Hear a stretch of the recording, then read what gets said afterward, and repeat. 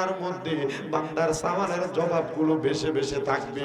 আর 10 number, আল্লাহ তাআলা রহমতের ফেরেশতারা বান্দাকে আহলান ওয়া সাহলান মারহাবান বলে বলে কবরের মধ্য থেকে জান্নাতে নিয়ে যাবে। এবার আপনারা বলেন, এত বড় বড় 10টা নিয়ামত আল্লাহ তাআলা আমরা বান্দারে দান করবে, আমরা সবাই ওই আল্লাহ তাআলার প্রশংসা কোরআন তেলাওয়াতের দরকার আছে না নাই? সবাই জবান খুলে মুহাব্বতের আওয়াজে পড়েন, ফি শান হাবিবিহি ওয়া মাহবুবিহি ওয়া মা'শুকিহি মুখবিরান ওয়া আমিরা ইন্নাল্লাহা ওয়া মালাইকাতাহু ইউসাল্লুনা আলান নবী ইয়া আইয়ুহাল্লাযীনা আমানু সাল্লু আলাইহি ওয়া সাল্লিমু তাসলিমা আল্লাহুম্মা সাল্লি আলা মাওলানা মুহাম্মদ ওয়া আলা আলিহি মাওলানা মুহাম্মদ পড় জগৎ পাগল, কাবার জন্য কাবা পাগল, মাবুদের মাবুদ পাগল, দয়াল নবীর নবী পাগল, উম্মতের আল্লাহুম্মা সাল্লি মাওলানা মুহাম্মদ ওয়া আলা আলি সাইয়্যিদিনা। আমি জানতে চাই, কালিকা প্রসাদ এলাকার ভাই বাবারা, আমার নবীর উপর দুরূদ আদায় করলে লাভ আছে না নাই? আসতে বলে বলেন না, লাভ আছে না নাই? আমার নবীর উপর কেন দুরূদ আদায় করবেন? কারণ আমার নবীর উপর দুরূদ পড়েন স্বয়ং আমার আল্লাহ। কে পড়ে? স্বয়ং আমার আল্লাহ। আমার আল্লাহ কয়, জগতের বান্দারা, এ দুনিয়ার বান্দার দল, তোমরা আমার হাবিবুল্লাহ মুহাম্মাদুর রাসূলুল্লাহ সাল্লাল্লাহু আলাইহি ওয়াসাল্লাম নবীর উপর দুরূদ আদায় করো। মাবুদ, আপনি যে বললেন হাবিবুল্লাহর উপর দুরূদ আদায় করতে, ও আল্লাহ, আমরা তো আপনার বান্দা, আপনার গোলাম। আপনি তো বলবেন আপনার ইবাদত নামাজ পড়ার জন্য, আপনি তো বলবেন রোজা রাখার জন্য, আপনি তো বলবেন দান সদকা হজ যাকাত আদায় করার জন্য। আল্লাহ, আপনি কেন আপনার হাবিবের উপর দুরূদ আদায় করার কথা বললেন? আমার আল্লাহ কয়, বান্দা, আমি আল্লাহ তাআলা তোমাদেরকে নামাজের কথা বলি, কিন্তু আমি নামাজ আদায় করি না। কারণ নামাজ হইল মাখলুকের ইবাদত। আমি আল্লাহ খালেক, আমি নামাজ আদায় করব না। মাখলুক খালেককে খুশি করার জন্য নামাজ আদায় করবে। আমার আল্লাহ কয়, বান্দা, আমি আল্লাহ তাআলা রোজাও রাখি না, কারণ আমি আল্লাহ খালেক, আমি আল্লাহ সৃষ্টিকর্তা। মাখলুক খালেককে খুশি করার জন্য রোজা রাখবে আল্লাহ। তাইলে আপনি কি করেন? আমার আল্লাহ জানায়া দেয়, বান্দারা, আমি আল্লাহ তাআলা আমার অসংখ্য অগণিত ফেরেশতাদেরকে লইয়া আমার হাবিব মদিনার কামলিওয়ালা দয়াল নবী রাহমাতুল লিল আলামিন নবীর উপরে প্রাণ ভইরা দুরূদ আদায় করি। আল্লাহ জানতে চাই, আপনি যে ওই নবীর উপর দুরূদ আদায় করে, ওই নবীর উপর দুরূদ আদায় করলে আমরা বান্দা যারা, আমাদের লাভটা কি হবে? আল্লাহর নবীজি বলেন হাদিসে কুদসির মাধ্যমে, আমার আল্লাহ জানায়া দেয়, যখন আল্লাহর কোন বান্দা একবার দুরূদ আদায় করে, আমি নবীর কোন উম্মত একবার দুরূদ আদায় করে, আমার আল্লাহ তাআলা ওই বান্দা এবং উম্মতে মুহাম্মদীর নামের উপরে জান্নাতের মধ্যে একটা বৃক্ষ রোপণ করে গাছটা লাগায়া দেয়। সাহাবায়ে কেরাম আমার নবীরে ডাক দিয়া কই, ইয়া রাসূলুল্লাহ, নবী গো, ইয়া রাসূলুল্লাহ, নবী গো, আপনার কাছে জানতে চাই, যদি জান্নাতের মধ্যে আল্লাহর বান্দার নামের উপরে গাছ লাগায়, ওই বান্দার অবস্থা কেমন হবে আর তার লাভটা কি হবে? আমার নবী কই, উম্মত, ওই গাছের মধ্যে যতগুলা পাতা থাকবে, কাল হাসরের ময়দানে যখন আমার আল্লাহ তাআলা মিজান টানাইব, ওই পাতার পরিমাণ সওয়াব বান্দার নেক আমলের পাল্লায় লাগাইয়া দিব। কোন সুবহানাল্লাহ। আমাদেরকে যখন কুমিল্লা আলিয়া মাদ্রাসায় কামেল দ্বিতীয় বর্ষের ফেকার যখন আমাদেরকে দরস প্রদান করবেন, আমাদের কুমিল্লা আলিয়া মাদ্রাসার হেড মুহাদ্দিস যিনি আল্লামা আব্দুর রাজ্জাক হুজুর, উনি বলতেছেন এই হাদিসে মুবারাকা বলার সময় উনি যখন কথাগুলা বলতেছেন, আমি হুজুরকে অফিস রুমের মধ্যে বললাম, হুজুর তাহলে জান্নাতের মধ্যে একবার দুরূদ পড়লে একটা গাছ লাগাইবো, আমরা যদি বারবার দুরূদ আদায় করি তাহলে জান্নাত থেকে আল্লাহ আমাদের জন্য 10টা 5টা 20টা 50 100টা গাছ লাগাইবো। বলে যতবার দুরূদ পড়বা ততবার আল্লাহ তাআলা জান্নাতে একটা গাছ লাগাইয়া দিবে। হে আমার মুসলমান ইমানদার, আমার হুজুর এই কথা বলার পরে আরেকটা উক্তি প্রদান করলো, বাবা তুমি যে চকবাজার আলিয়া মাদ্রাসায় বসে আছো আর আমারে প্রশ্ন করতেছো, মনে করো তুমি 5 লক্ষ 10 লক্ষ টাকা দিয়া চকবাজারে একটা দোকান ক্রয় করলা। আমি বললাম হুজুর ক্রয় করলাম। বলে ক্রয় করার পরে দোকানের মালিককে বলে আমি। হুজুর আমার উত্তর দিচ্ছে, বাবা পৃথিবীর কোনো মানুষ চাইলে তোমার দোকানে যাওয়া আটকাইতে পারবে না। ঠিক এমন ভাবে তুমি যখন আমার নবীর উপর দুরূদ পড়বা, আল্লাহ যখন জান্নাতে গাছটা লাগাইবো তখন জান্নাতে তোমার একটা গাছ থাকার কারণে ওই গাছের মালিকানা তোমার।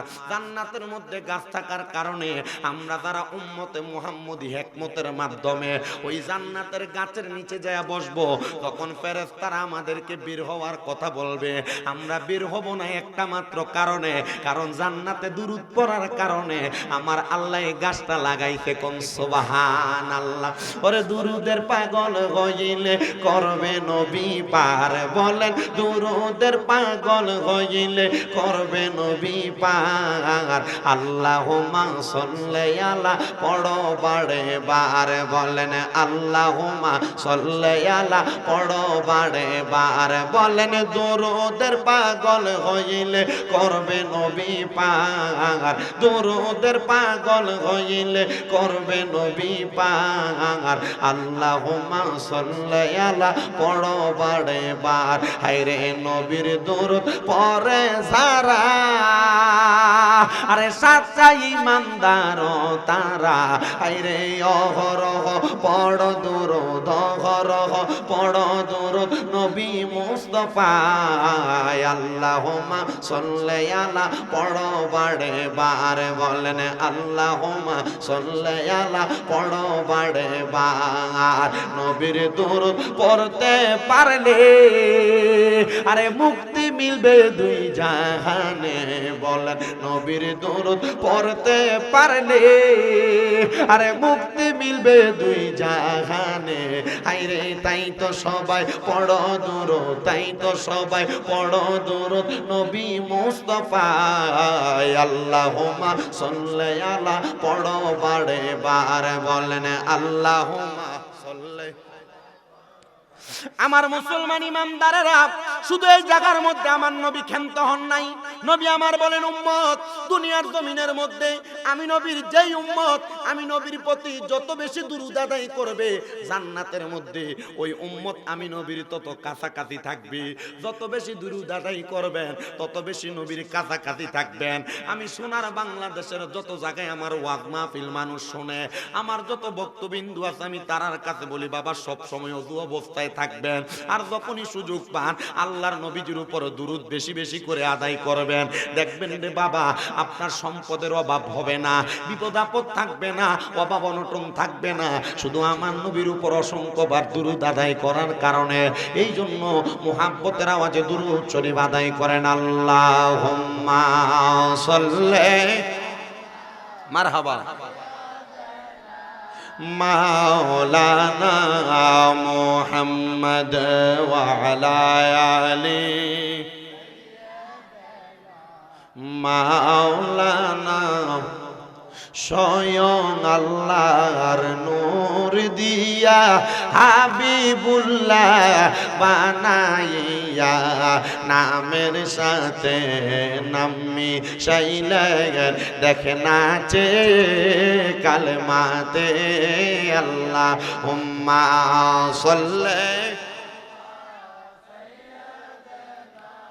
মাওলানা মুহাম্মদ ওয়া আলা আলি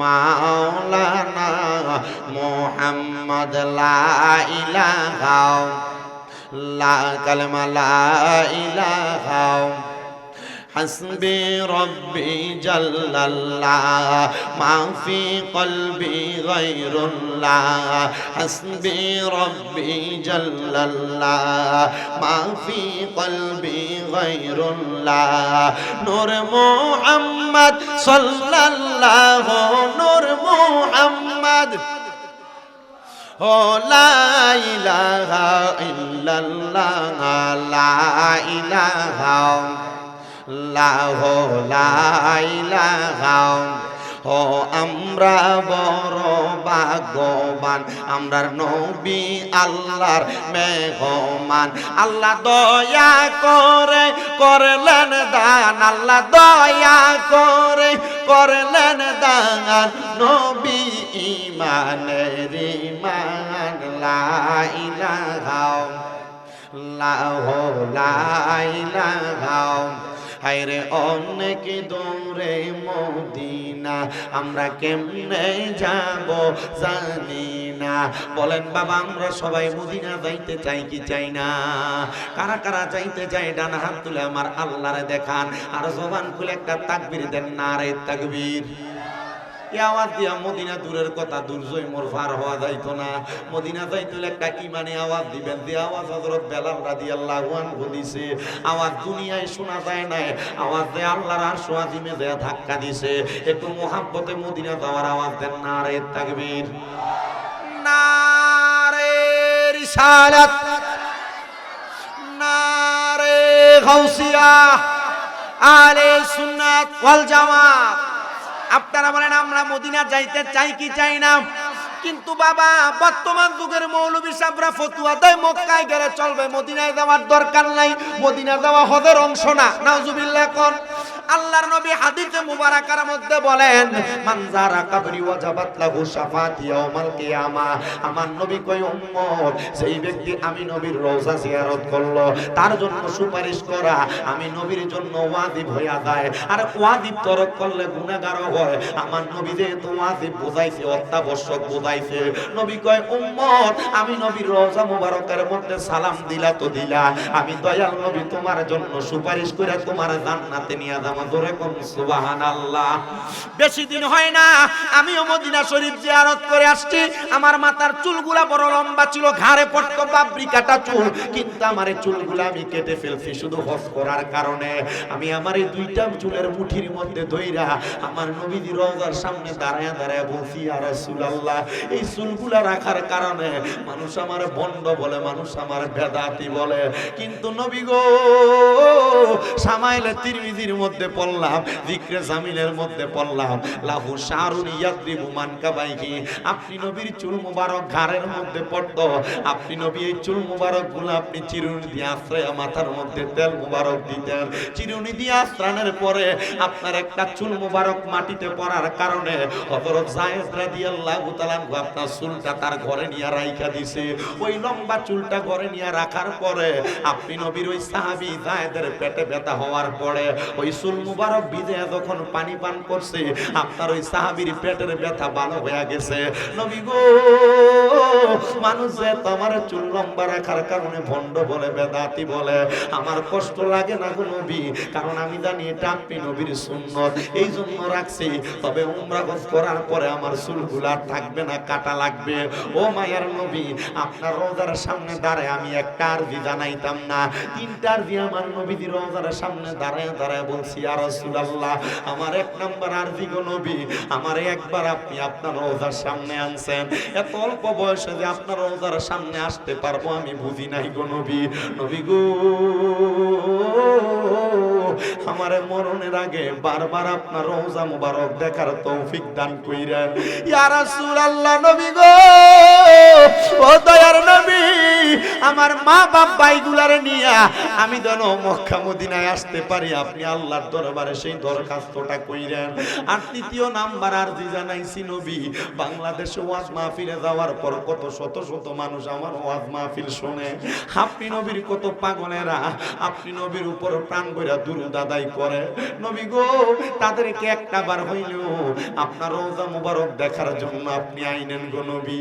হে আমার কালিকা প্রসাদ এলাকার মুরব্বী বাবা, তোমার ব্যাংকের টাকার অভাব নাই, বাড়ি একটার বদলাতে দুইটা বানাইছো, খেত পাথরে জায়গার অভাব নাই, 2, 3, 4টা সন্তান বিদেশে থাকে, কিন্তু এখনো পর্যন্ত তুমি মক্কা মদিনা যাও নাই। জানুনি রে, তোমার এই কালিকা প্রসাদের মসজিদে এক ওয়াক্ত নামাজ পড়লে এক ওয়াক্তে সওয়াব পাইবা, কিন্তু আমার নবীজির মদিনাতুল মুনাওয়ারায় মসজিদে নববীতে এক ওয়াক্ত নামাজ পড়লে 50,000 ওয়াক্তে সওয়াব পাইবা। হায় রে, কালিকা প্রসাদের মসজিদের ভিতরে এক ওয়াক্ত নামাজ পড়লে এক ওয়াক্তে সওয়াব পাইবা, হাইতুল্লাহ শরীফের মধ্যে এক ওয়াক্ত নামাজ পড়লে 1 লক্ষ ওয়াক্ত কবুলিয়ত নামাজের সওয়াব তোমার আমলনামায় পাওয়া যাইবা। হে পর্দার অন্তরালের আমার মা, বর্তমান স্বর্ণের বাজার মূল্য 1,01,000 টাকার উপরে গো মারা, 2,01,000 টাকার উপরে, আর মক্কা মদিনা যাইতে মাত্র 1.5 লাখ টাকা খরচ হয়। মারা গো, স্বামীর কাছে সন্তানের কাছে এক ভরি স্বর্ণের আবদার না কইরা বলবা আমার স্বর্ণের দরকার নাই, দরকার নাই, আমার একটু তুমি মক্কা মদিনার মেহমান বানাও। জানেন নি রে যুবক ভাই, কক্সবাজার যাওয়ার জন্য 15-20,000 টাকা আপনি বাজেট করেন, আমি আপনার কাছে করজোরে আবদার জানাই, কক্সবাজার ট্যুর দিয়ে আপনি জীবনে যত গুনাহ কামাই করবেন, কিন্তু আল্লাহর নবীর মদিনাতুল মুনাওয়ারায় একবার গেলে আপনি তার চাইতে বেশি শান্তি পেয়ে যাইবেন। এ মুসলমান, মক্কাতুল মুকাররমার সামনে কোন মানুষ যদি প্রথম যায়, চোখের মধ্যে সর্বপ্রথম মক্কাতুল মুকাররমা দেখা কোন মানুষ যদি কোন দোয়া একবার করে, আমার আল্লাহ তাআলার সাথে সাথে তার দোয়াটা কবুল করে।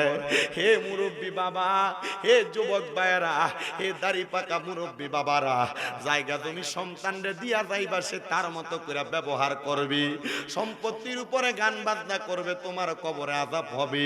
যদি বেশি সম্পত্তি থাকে, সম্পত্তির একটা কোনা দিয়া বিক্রি করে হইল মক্কা মদিনার মেহমান হও। এ সন্তান আব্বা আম্মা সম্পত্তি বিক্রি করার সময় বাধা দিও না, বলে কারণটা কি জানোনি, মা বাপের মতো দোয়ার বান্দার যদি মক্কা মদিনা যে আল্লাহর কাবা ঘর দূরা দূরা দোয়া করে, আল্লাহ আমার পুত্রার কামাই নাই, বরকত নাই, আল্লাহ তুমি আমার সন্তানদারে উন্নতি আর তারাক্কি দান করো। এই মা বাপ হইল দোয়ার বান্দার রে ভান্ডার। এই মা বাপ মক্কা মদিনা যাইয়া দোয়া করলে আমার আল্লাহ সাথে সাথে দোয়াটা কবুল করবে। হে বাবা, চিন্তা করে দেখো, যে আল্লাহর বান্দা তুমি, ওই আল্লাহর বাড়ি এখনো পর্যন্ত দেখতে পারো নাই, যেই নবীর উম্মত তুমি, ওই নবীর রওজা মদিনা এখনো পর্যন্ত দেখতে পারো নাই। যদি না দেখা মারা যাও, মনে বড় আফসোস থাকবে রে বাবা। আমার নবী মক্কা মদিনার কোন অলিগলি ঘুরছে, একটাবার চিন্তা করে দেখো। মক্কাতুল মুকাররমার পাশে এমন কিছু ছোট ছোট ঘর আছে রে, যেগুলার দিকে তাকাইলে মনে হয় রাহমাতুল লিল আলামিন নবী এই বুঝি এই ঘর থেকে বের হয়ে গেছে। মদিনাতুল মুনাওয়ারার একটু সামনে আগে গেলে আমার নবীদের কলিজার টুকরা সাহাবায়ে কেরামের বাড়ি ঘরগুলা দেখা যায়, আগের মতোই পড়ে আছে। হায় রে, ওইগুলা দেখলে তোমার মনে শান্তি লাগবে, মক্কা মদিনা দেখার সাদরা তোমার মিটবে। এবার আপনারা বলেন, আমরা সবাই ওই মক্কা মদিনা যাইতে চাই কি চাই না? আরে সাদ মিঠে না রওজা দেখে, রওজা দেখে, রওজা দেখে, সাদ মিঠে না রওজা দেখে, রওজা দেখে, রওজা দেখে, কি উপমা দিব আমি আমার মুখে, কি উপমা দিব আমি আমার মুখে, সাদ মিঠে না রওজা দেখে, রওজা দেখে, রওজা দেখে, সাদ মিঠে না রওজা দেখে, দেখে, রওজা দেখে, কি উপমা দিব আমি আমার মুখে, কি উপমা দিব আমি আমার মুখে, স্বাদ মিঠে না রওজা দেখে রওজা দেখে রওজা দেখে নামাজ আল্লাহর সালাম এনে না আল্লাহ পাকে সালাম দিতে ওয়াজিব করলেন নূর নবীকে মারহাবা বলবেন না মৌলভী নবীরে সালাম দেওয়া বেদাত বলে কিন্তু আমার নবীরে সালাম দেওয়া আল্লাহ তাআলা ওয়াজিব করে দিয়েছেন আমাদের মাঝে মারহাবা কর নামাজ আল্লাহর সালাম এনে না আল্লাহ পাকে সালাম দিতে ওয়াজিব করলেন ওই নবীকে আইরে ওই নবীকে বাসলে ভালো থাকবি সুখে ওই নবীকে বাসলে ভালো থাকবি সুখে স্বাদ মিঠে না রওজা দেখে রওজা দেখে রওজা দেখে স্বাদ মিঠে না রওজা দেখে রওজা দেখে রওজা দেখে এবার বলেন আমরা সবাই মদিনা যাইতে চাই কি চাই না যারা যারা যাইতে চাই দুই হাত তুলে আমার আল্লাহরে দেখায় মুহাব্বতের তাকবীর নারে তাকবীর নারে রিসালাত নারে গাউসিয়া জোরে বলেন মারহাবা যারা যারা মদিনা যাইতে চাই জবান খুলে মুহাব্বতের আওয়াজে পড়েন দয়াল আল্লাহ দয়া করেন দয়া রেন নসিব করেন মদিনা লা ইলাহা আল্লাহ লা ইলাহা লা ইলাহা ইল্লাল্লাহ মুহাম্মাদুর রাসূলুল্লাহ সাল্লাল্লাহু আলাইহি ওয়াসাল্লাম আসেন ভাইরা বাবারা বন্ধুরা কলবটা জিন্দা করার লক্ষ্যে চোখটা বন্ধ করে দিয়ে নিজের পীর ও মুর্শিদের দিকে নিজের কলবটাকে মোতাজ্জু করে দিয়ে মুর্শিদের কলবটাকে তরিকতের ইমামদের দিকে মোতাজ্জু করে মুহাব্বতের আওয়াজে আল্লাহ তাআলার ইসমে জাতের জিকির করেন আল্লাহ আল্লাহ আল্লাহ আল্লাহ আল্লাহ আল্লাহ আল্লাহ আল্লাহ আমার জিন্দা নবী শুইয়া আছেন মদিনায় মারহাবা আমার মায়ার নবী শুইয়া আছেন মদিনায় নবী কান্দান শুইয়া মদিনায় নবী কান্দান শুইয়া মদিনায় উম্মতেরি মায়ায় শুইছেন মদিনায় মারহাবা আল্লাহ আল্লাহ আমার মায়ায় নবী শুইয়া কান্দান মদিনায় মারহাবা আল্লাহ আল্লাহ আল্লাহ আল্লাহ মদিনার পাক রওজার মাঝে শুইয়া কান্দে দয়াল নবী আমরা পাপী গুনাহগারে আমরা পাপী গুনাহগারে দেখিলাম না তাহারে কান্দে অন্তর মদিনা যাইতে মারহাবা আল্লাহ আল্লাহ কান্দে অন্তর মদিনা যাইতে মারহাবা আল্লাহ আল্লাহ আমার অন্তর কান্দে দুঃখেতে আমার হৃদয় কান্দে দুঃখেতে কান্দে অন্তর ওই মদিনা দেখিতে মারহাবা আল্লাহ আল্লাহ দেখব যদি দয়াল নবী আইরে তোরা কে কে যাবি রে মারহাবা হাইরে নবী কান্দন মদিনায় হাইরে নবী কান্দন মদিনায় মনটা কান্দে যাইতে সোনার মদিনায় মারহাবা আল্লাহ আল্লাহ আমার মনটা কান্দে যাইতে সোনার মদিনা মারহাবা আল্লাহ আল্লাহ আসো যত নবীর আশিক গণ ডাকো তোমরা সদা সর্বক্ষণ মারহাবা আল্লাহ আল্লাহ আসো যত নবীর আশিক গণ সদাই করো সেই নামটি স্মরণ মারহাবা যিনি কান্দেন শুইয়া মদিনায় যিনি কান্দেন শুইয়া মদিনায় মনটা কান্দে যাইতে সোনার মদিনায় মারহাবা আল্লাহ আল্লাহ আল্লাহ লা ইলাহা ইল্লাল্লাহু মুহাম্মাদুর রাসূলুল্লাহ সাল্লাল্লাহু আলাইহি ওয়াসাল্লাম। জবান খুলে বলেন আমরা জিকির করলাম একজনের, তিনি কে?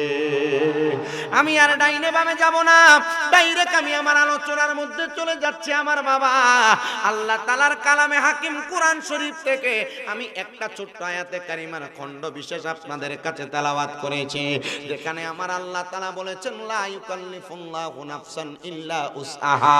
আমার আল্লাহ তাআলা জানায়া দেয় বান্দা আমি আল্লাহ কারোর সাধ্যের বাহিরে কোনো কিছু চাপায়া দেই না। এই যে আপনার এলাকায় অনেক মানুষ আছে বিল্ডিং বানাইছে, দামি বিল্ডিং এর মধ্যে ঘুমায়, আবার অনেক মানুষ আছে একবারে ভাঙ্গা বেড়ার ঘরে ঘুমায়, বেড়ার ঘরওয়ালা বৈশা বৈশা আফসোস করে আল্লাহ যদি আমার একটা বিল্ডিং বানানোর তৌফিক দিত, আর বিল্ডিং ওয়ালা আফসোস করে আল্লাহ যদি আমার আরো একটা বিল্ডিং বানানোর তৌফিক দিত। কিন্তু আমার আল্লাহ কয় আমি আল্লাহ কারোর সাধ্যের বাহিরে কোনো কিছু চাপিয়ে দেই না। আপনারা বলেন আল্লাহ যদি সাধ্য মনে করে আমরা যা দেয় আমরা তার উপর শুকরিয়া আদায় করার দরকার আছে না নাই? মুহাব্বতের আওয়াজে একবার ওই আল্লাহরে ডাক দিয়া বলেন আল্লাহ ও মুসলমান, ওই আল্লাহ তাআলার বান্দা হযরত ইমাম শারহিন রাহমাতুল্লাহ আলাইহি ডাক দিয়ে বলে জগতের মানুষ আল্লাহ তাআলা বান্দারে যখন দেয় ওই বান্দারে খারাপিয়ত থেকে ভালো বানায়া দেয়। আল্লাহ তাআলা বান্দারে যখন দুনিয়াতে অনেক কিছু দান করে তখন বান্দা আল্লাহ তাআলার দানটারে সহ্য করে ধারণ করতে পারে না। কেমন করে শুনেন, হযরত ইমাম শারহিন রাহমাতুল্লাহ আলাইহি বলতেছেন জগতের মানুষ, এ দুনিয়ার মানুষ, আমি শারহিন রাহমাতুল্লাহ আলাইহি প্রত্যেকদিন ফজরের নামাজের পরবর্তী সময় আমি আমার আম্মা আব্বার কবর জিয়ারত করতাম। কবর জিয়ারত, আম্মা আব্বার কবর জিয়ারতের জন্য যখন আমি যা দাঁড়াইতাম, আমি দাঁড়ানোর পরে কিছুক্ষণ পর্যন্ত আমি আমার হাতটারে বুকের মধ্যে নিয়ে আমি আমার আম্মা আব্বার কবরের সামনে দাঁড়ায়া থাকতাম। আমার মা এবং বাবার মাথাটা যখন পশ্চিম মুখা করে শোয়া ফেলা হয়েছে, আমি পশ্চিমটাকে পিছ দিয়া আমার মা এবং বাবার মুখের দিকে তাকায়া আমি একটু স্তব্ধ হয়ে তাকায়া থাকতাম। আর আমি স্তব্ধ হয়ে তাকানোর পরে অল্প কিছুক্ষণ পরে আমি শারহিন একবার সূরা ফাতিহা পড়তাম, তিনবার সূরা ইখলাস পড়তাম, আমি কয়েকবার আমার নবীর উপর দুরূদ আদায় করতাম, কয়েকবার আল্লাহ তাআলার কয়েক মর্তবা কোরআনুল কারীমের তেলাওয়াত করতাম।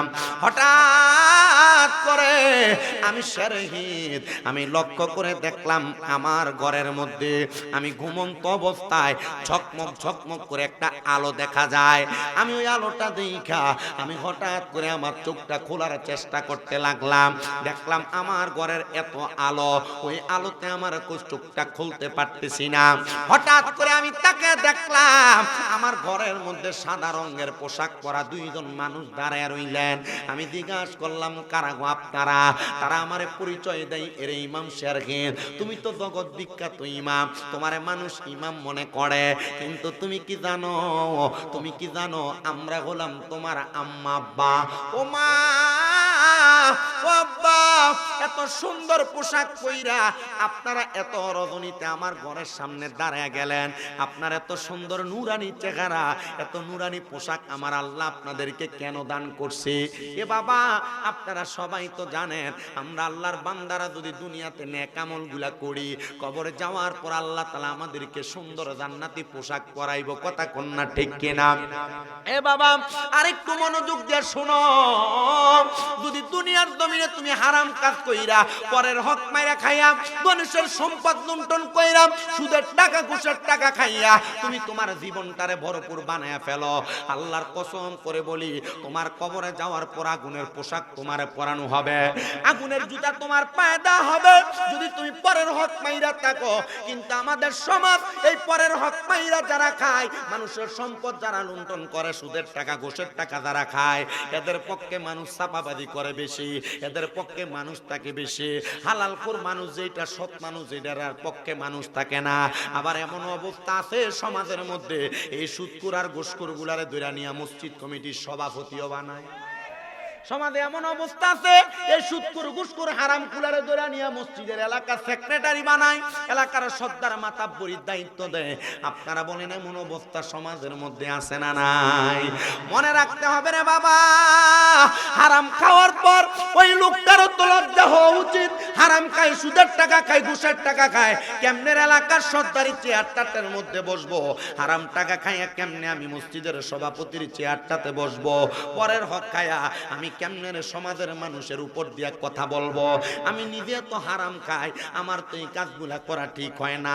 কিন্তু এরা এমন নির্লজ্জ বেহায়া, এদের গলার মধ্যে যদি জুতার মালা দিয়া পুরো এলাকা ঘুরায় তবু এদের কোনো লজ্জা শরম থাকবে না। কারণ যেই একটা ল্যাংটা থাকে, উলঙ্গ থাকে সব সময়, তারে যদি কেউ বলে উলঙ্গ আর ল্যাংটা চুতুরে কেমন লাগে, তার তো শরমই নাই, তার শরম লাগবে কেমনে?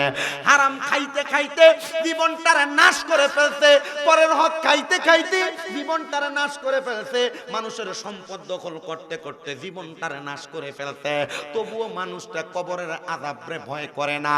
ভয় করো, ভয় করো, ওই কবরের মধ্যে যাওয়ার পর কোন হারামখোর, কোন গুনাহগারকে জাহান্নামের পোশাক, আগুনওয়ালা পোশাক পরাইয়া দিবে রে বাবা।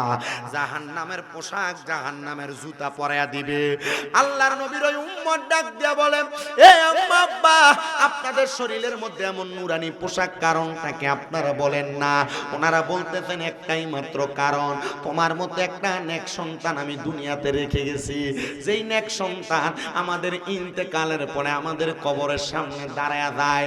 আল্লাহর নবীর মসনদে আহমদের একটা হাদিস আমি পড়া দেখলাম, আমার নবী বলতেছেন কোন সন্তানের মা মারা যাওয়ার পরে, কোন সন্তানের বাবা মারা যাওয়ার পরে, ওই সন্তান যদি তার মা বাবার কবরের সামনে দেয়া দাঁড়ায়, রব্বির হামহুমা কামা রব্বায়ানি সগীরা বইলা চোখের মনি কোঠার মধ্যে একটা মাছির মাথা পরিমাণ পানি চাইরা দিয়া কান্না করে, ওই পানিটা মাটিতে পড়ার আগে আমার আল্লাহ তার মা বাবার জীবনের গুনাহ মাফ করে দেয়। এর শারহিদ, তুমি তো এলাকার ইমাম, কিন্তু যখন তুমি আমার কবরের সামনে দাঁড়ায়া আমরা মা বাবার জন্য দোয়া করো, আমরা মা বাবার কবরের মধ্যে জান্নাতের একটা বিছানা আসে, আমাদের মা বাবার কবরের মধ্যে জান্নাতে একটা সুঘ্রাণ আসে। ইমাম শারহিদ বলে, ও মা, আপনি বলেন না গো, আর কি করলে আপনি কবরে শান্তি পাইবেন? ইমাম শারহিদের মা ডাক দিয়ে কয়, বাবা আরেকটা কাম তুমি করবা, যখন তুমি আমার কবরের সামনে যাইবা, কবরের সামনে যাওয়ার পরে যেহেতু তুমি তোমার হাতগুলাকে বুকের মধ্যে নিয়ে দাঁড়ায় থাকো, জিয়ারতটা করার পরে তুমি আরেকটু সময় আমার কবরের সামনে দাঁড়াইবা। বলে, মা কেন, কারণটা কি? বলে, অন্য কোনো কারণ না, একটাই মাত্র কারণ, যখন তুমি সন্তান আমাদের জন্য দোয়া করো, আল্লাহ তাআলা আমাদের কবরের মধ্যে সুন্দর জান্নাতি সুশীতল ব্যবস্থা করে দেয়। আমি মা আমার কবর থেকে তুমি সন্তানকে একটু দেখবো, আমার কলিজাটা ঠান্ডা হয়ে যাবে। এ বাবা, আপনার মনে প্রশ্ন, হুজুর মা বাপ না মরে গেছে, কবরের মধ্যে থাইকা কেমনে মা বাপ দেখবে? আল্লাহর কোরআন কয়, না না না, তারা মরে নাই। আল্লাহ কেন কেন মরে নাই? বলে, ওয়ালা তাকুলু লিমান ইউকতালু ফি সাবিলিল্লাহি আমওয়াত বাল আহইয়াউ ওয়ালাকিন লা তাশউরুন। যারা আল্লাহর রাস্তায় চলে যায় তারা মরে না। আল্লাহ কয়, বাল আহইয়াউন, তারা জিন্দা, ওয়ালাকিন লা তাশউরুন, এদেরকে যারা মৃত বলে তারা নির্বোধ, তারা বোকা, বোঝে না। আল্লামা ইমাম শারহিন বলেন, আমি আমার মায়ের কথা রাখলাম, আমার মরণের আগ পর্যন্ত আমি নিয়ত করলাম আমার মা বাবার কবরের সামনে দেয়া জিয়ারত করব। এই কালিকা প্রসাদ এলাকার মুরব্বী বাবা, এমন অনেক মুরব্বী আছে যারা তাদের মা বাপরে যে গুরুস্থানে শোয়া দিছে, কোনটা কবরে এখনো দেখাইয়া দিলে চিনতে পারবে না। এমনও সন্তান আছে মা বাবার কবরের সামনে ঈদের নামাজ পড়া যাওয়ার পরে আর যায় না। এমন সন্তান আছে কোন দিন মা বাবার কবর জিয়ারত করছো সন্তান তুমি জানো না। সন্তান রে তোমার কাছে আবদার জানাই, তুমি মনে করছো মা বাপ মইরা গেছে, তোমার আর কোনো দায়িত্ব নাই। আল্লাহর নবী বলে এ জগতের মানুষ, মা বাপ মারা যাওয়ার পরে সন্তানের দায়িত্ব আছে। ইয়া রাসূলুল্লাহ, ও মায়ার নবী গো, আপনার কাছে জানতে চাই সন্তানের মা বাবা মারা যাওয়ার পরে কি দায়িত্ব। আল্লাহর নবী বলেন শোনো দুনিয়ার মানুষ, একদিন আমি নবীর কাছে বনু সালমা গোত্রের একটা লোক আইসা আমি নবীর প্রশ্ন করি ইয়া রাসূলুল্লাহ, ও মায়ার নবী আপনার কাছে জানতে চাই হাল বাকিয়া মিন বিররি আবওয়াইয়া শাইউন আবাররুহুমা বিহি বাদা মাউতিহিমা, আমাদের মা বাবা মারা যাওয়ার পর কোনো দায়িত্ব আসেনি গো নবী? আরে বাবা, মা বাবা অসুস্থ থাকলে সেবা করে এটা জীবিত অবস্থার দায়িত্ব, মা বাপরে বাদ দেওয়া জীবিত অবস্থার দায়িত্ব, সুন্দর ব্যবহার করা জীবিত অবস্থার দায়িত্ব। আমার নবী কয় কোন সন্তানের যদি মা বাপ মইরা যায়, ওই সন্তানের মা বাপ মারা যাওয়ার পর একটা সন্তানের 5টা দায়িত্ব। 5টা ধরে কোন কয়টা? আপনার কি কষ্ট হইতেছে, অসুবিধা হইতেছে? আমি আপনাদের এদিকে নতুন, তবুও নতুন হইলো। আমি কালিকা প্রসাদ 2019 সালে একবার কোথাও যেন একটা আসছিল, হ্যাঁ নয়াহাটি একবার আসছিল। আর এই গত বছরে আপনাদের আমির হোসেন রায়পুরি হুজুরের যে মসজিদে থাকেন ওই মসজিদে গত বছর একবার ওয়াজ করে গেছিলাম। তবে আমি আমার ওয়াজ যেভাবে শুনতেছেন আপনারা সোশ্যাল মিডিয়ায় দেখবেন আমার ওয়াজ এমনই। তবে আপনারা যদি মনোযোগ নিয়ে ধৈর্য নিয়ে ওয়াজটা শোনেন, এই ওয়াজ থেকে আপনি অনেকগুলা ওয়াকিয়া জানতে পারবেন, অনেকগুলো অজানা বিষয় আপনি বুঝতে পারবেন, অথবা আপনার জানা ভুলে গেছেন এমন অনেক বিষয় আপনার স্মরণ হবে। কারণ বর্তমান যুগের যে ওয়াজ, এই ওয়াজ দিয়ে মানুষ হেদায়েত হয় না। আর যদি হেদায়েত হইতো, বৈরব এলাকায় যত ওয়াজ মাহফিল হয়, বৈরবের যত মানুষ আছে সব আল্লাহর ওলি হয়ে যেত। কথা কি বুঝতে পারছেন? এই ওয়াজ মাহফিলগুলো চালু রাখার একটাই কারণ, এই ওয়াজ মাহফিলগুলো এই যে ছোট ছোট পোলাপান করে, এদের সাথে এই বছর এবং তৃতীয় বছর থেকে এলাকার যুবকরা সুন্দর করে একত্রিত হয়েছে। আমি দেখলাম আমাকে তারা রিসিভ করার জন্য একবার সামনে সাদা সাদা পাঞ্জাবি পরে একসাথে আসছে। যুবক বয়স, তরুণ বয়স, আবার দেখেন কিশোর বয়স, শিশু বয়সের অনেক বাচ্চারা। আপনার মুরব্বীরাদেরকে সাপোর্ট দিবেন, এদেরকে দোয়া করবেন। টাকা পয়সা দিতে পারেন আর না পারেন, এতটুকু বলবেন যে তোমরা এই মাহফিলের মাধ্যমে মুরব্বীদের জন্য দোয়া করো, আমাদের জন্য দোয়া করো। মনে রাখবেন এরা যে মাহফিল ধরে রাখছে, আপনারা মারা যাওয়ার পরে এই মাহফিলের উসিলায় আল্লাহ তাআলা প্রত্যেক কবরবাসী কালিকা প্রসাদের যত মানুষ কবরে, প্রত্যেকটা কবরবাসীর রূহগুলাকে আজকে ছেড়ে দিছে। কারণ কি বলে, তোমাদের এলাকায় একটা জান্নাতের বাগান, কোরআন সুন্নাহর বাগান হইছে। যাও তোমরা সে দেখো তোমার কোনো আহাল, তোমার কোনো ওয়ারিসদার, তোমার কোনো আওলাদ এই মাহফিলে আছে কিনা। যদি থাকে তারা এসে দেখবে। ভিক্ষুক যেভাবে ভিক্ষা চায়, আল্লাহর নবী বলে ওই ওয়ারিসদারের রূহগুলা তাদের কাছে এইভাবে ভিক্ষা চায়। ও সন্তান আমার জন্য একটু দোয়া করো, ও নাতি আমার জন্য একটু দোয়া করো। আল্লাহর নবী বলেন 2 প্রকারের রূহ তখন কবরে ফিরা যায়। এক প্রকারের রূহ কবরে যাওয়ার পর দেখে তাদের কবরের আযাব মাফ। আল্লাহ কেন মাফ করলেন? বলে তোমার এমন একটা ওয়ারিসদার রেখে আসছো যে ওয়াজ মাহফিলে বৈশা তোমার জন্য দোয়া করছে, এই জন্য তোমার কবরের আযাব মাফ। আরেক প্রকার রূহ যায় দেখবে তাদের কবরের আযাব তার চাইতে বেশি। আল্লাহ আমার পাশের কবরের আযাব মাফ আর আমার কবরে আযাব। কারণ কি বলে, তুমি এমন কোন ওয়ারিসদার রাইখা আসো নাই যে তোমার জন্য জান্নাতের বাগানে বসে দোয়া করবে। এমন ওয়ারিসদার তো আপনি রাইখা যাচ্ছেন যে আপনার মারা যাওয়ার 40 দিন যাওয়ার পরেই বাড়িতে বিয়ে লাগলে বিবি পাটের কনসার্ট করবে। এমন সন্তান, এমন নাতি আপনি রাইখা যাচ্ছেন যে আপনি ইন্তেকাল করার পরে সে তার গান বাজনা, কনসার্ট নিয়ে, বাউল গান নিয়ে ব্যস্ত থাকবে। আপনি এমন একটা আওলাদ রেখে যান যে আওলাদ আপনার মারা যাওয়ার পরে প্রত্যেক জুমার দিন জুমার নামাজ আদায় করে আপনার কবরের সামনে দোয়া করবে। এমন একটা আওলাদ রেখে যান যে আওলাদ প্রত্যেক মুনাজাতে আপনার জন্য দোয়া করবে, রব্বির হামহুমা কামা রব্বায়ানি সগীরা। এমন একটা আওলাদ দুনিয়াতে রেখে যান যে আওলাদ আপনার জন্য চোখের পানি ফেলবে। আল্লাহর নবী বলে কোন মানুষ যদি এমন একটা সন্তান দুনিয়াতে রেখে যায় আর ওই সন্তান তার মা তার বাবার ইন্তেকালের পরে রব্বির হামহুমা কামা রব্বায়ানি সগীরা বলে দোয়া করে, আর দোয়া করার সময় তার চোখের মণিকুঠার মধ্যে 1 ফোঁটা মাছির মাথা পরিমাণ পানি আসে, ওই পানি মাটিতে পড়ার আগে আল্লাহ তার মা বাবার জীবনের গুনাহ মাফ করে দেয়। জোরে পড়েন সুবহানাল্লাহ। আল্লাহ তাআলা একজন নেককার সন্তানের জন্য রাসূল পাক কত সুন্দর রাস্তা রেখে গেছেন। আপনাদের দোয়ার বরকতে কুমিল্লাতে আমার অনেকগুলো মাদ্রাসা, এর মধ্যে একটা মাদ্রাসা তাহফিজুল কোরআন, যেটাতে আপনাদের এই পোস্টারে নাম দেওয়া হয়েছে। এই মাদ্রাসায় আপনাদের কিশোরগঞ্জের বাজিতপুরের একটা ছেলে গত 1.5 মাস আগে আমার মাদ্রাসায় দিয়ে আসছে। তার মা তার বাবা ট্রাক চালায়, আমার মাদ্রাসায় দিয়ে আসার সময় আমার বলছে, হুজুর আমার অন্য কোনো আশা নাই, আমার একটাই মাত্র আশা, আপনার মাদ্রাসায় আমার সন্তানটা দিলাম। হুজুর টাকা পয়সা ধন দৌলত মুসিও কামাই করে, মেথর যে সেও কামাই করে, হুজুর রাস্তা সুইপারও কামাই করে, হুজুর আমি টাকা পয়সার আশা করি না, হুজুর একটা জিনিসের আশা, আমার পুত্রা যেন আমার মারা যাওয়ার পর আমার জন্য রব্বির হামহুমা কামা রব্বায়ানি সগীরা বলে দোয়া করে, আমার জানাজার নামাজটা পড়ায়। আপনার ওয়াজে শুনছি কোন মা বাপ মারা যাওয়ার পর ওই সন্তান যদি তার মা বাবার জানাজার নামাজ পড়ায়, আসসালামু আলাইকুম ওয়া রাহমাতুল্লাহ বলে সালাম শেষ করার আগে আল্লাহ তার মা বাবার কবরের আযাব মাফ করে দেয়। হুজুর একটু এই উপযোগী বানায় দিয়েন। আমি কইলাম বানায় দিমু, আল্লাহর দরবারে দোয়া করেন আল্লাহ যেন কবুল করে। 1.5 মাসের মাথায় পোলা এখন হেফজ পড়ে। মারহাবা বললেন না? গত 2 বছর আগে এক সন্তান, তার নানা আমার হাতে নিয়ে আমার মসজিদে আমার হাতে তুলে দিয়ে আসছে, হুজুর আমার এই নাতিরে আলেম বানানো একটা উসিলা। কি কারণ? হুজুর এই নাতি যেন কোরআন তেলাওয়াত করে আমার মরার পরে আমার জানাজাটা দেয় আর আমার জন্য দোয়া করে। আমার মাদ্রাসায় দেওয়া 1.5 বছরের মাথায় তার নানা মারা গেছে, তার বয়স 10 বছর।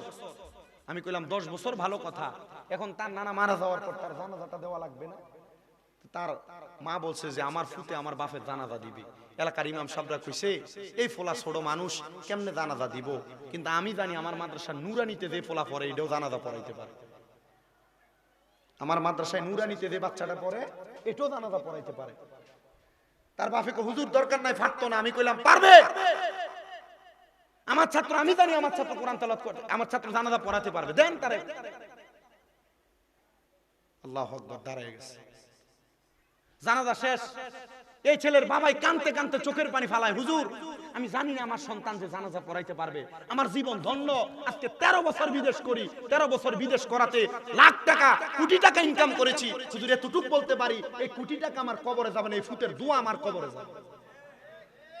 আপনি কোন ওয়ারিসদার রেখে যাচ্ছেন? গান বাজনা করে, ডিজে পার্টির কনসার্ট করে, বিয়ে গা হলুদে নাচানাচি করে আপনি এটা করতেছেন।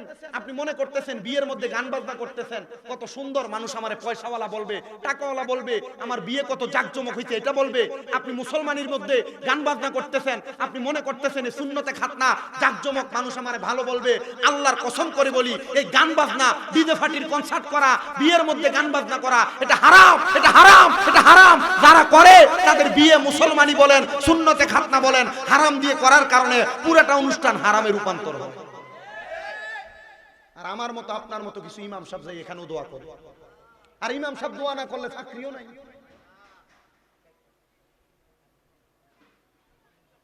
আপনাদের কি কষ্ট হচ্ছে?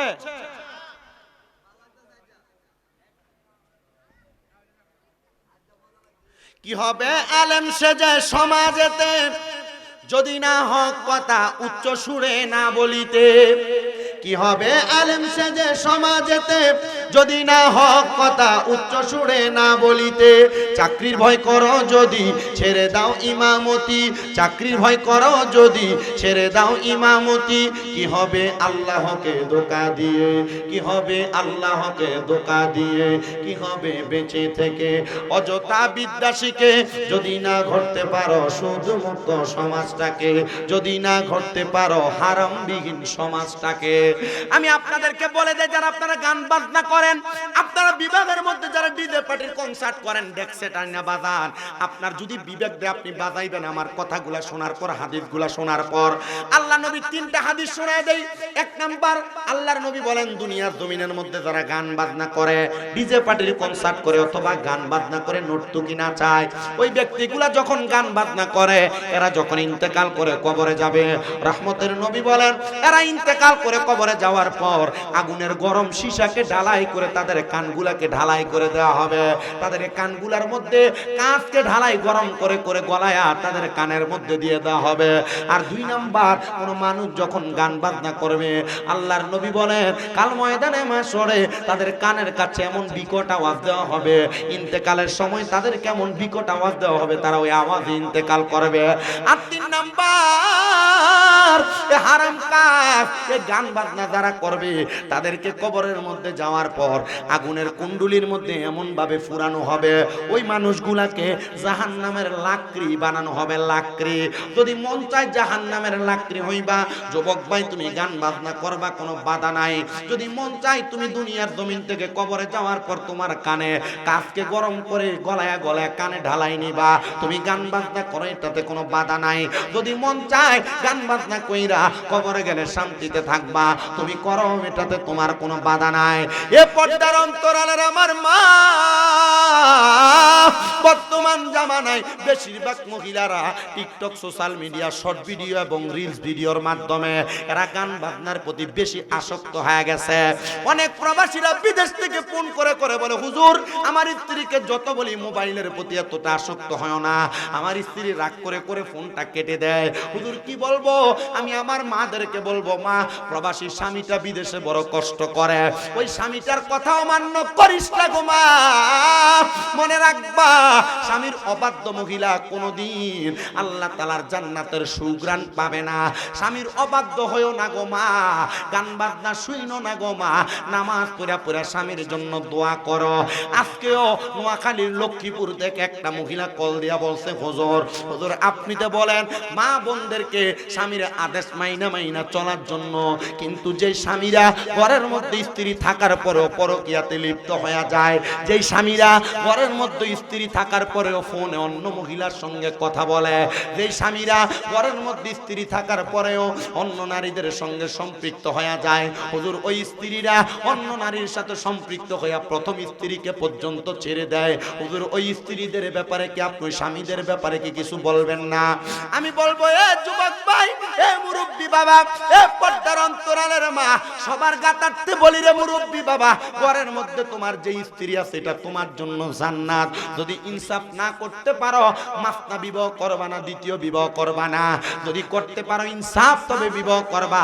তবে সাবধান, সতর্ক, কোন স্ত্রীর মাঝে যেন কম বেশ না হয়, কোন স্ত্রীর সঙ্গে যেন বেইনসাফ না হয়।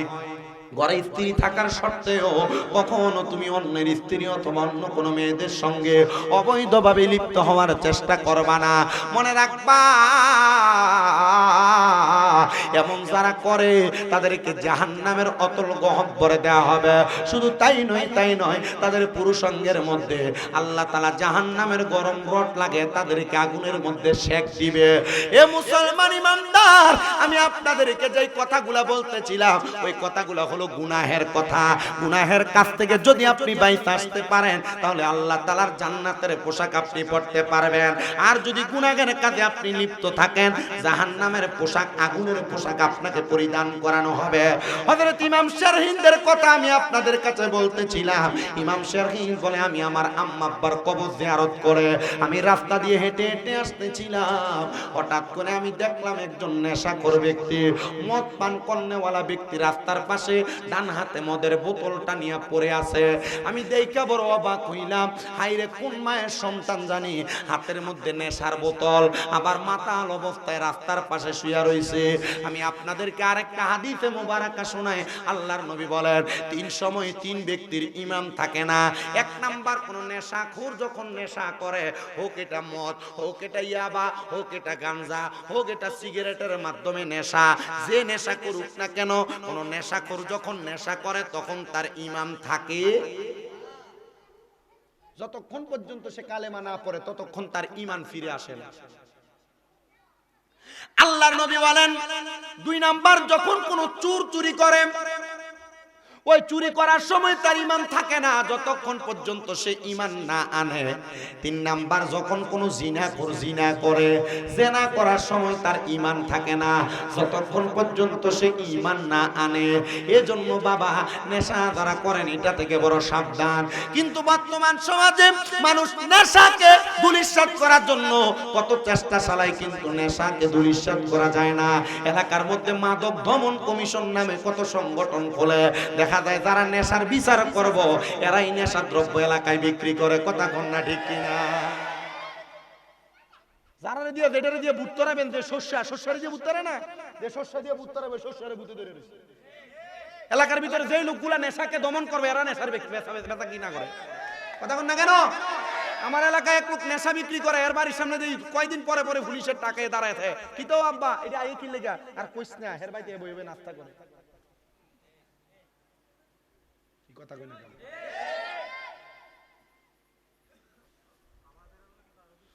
আপনার এলাকাতে আরো বেশি।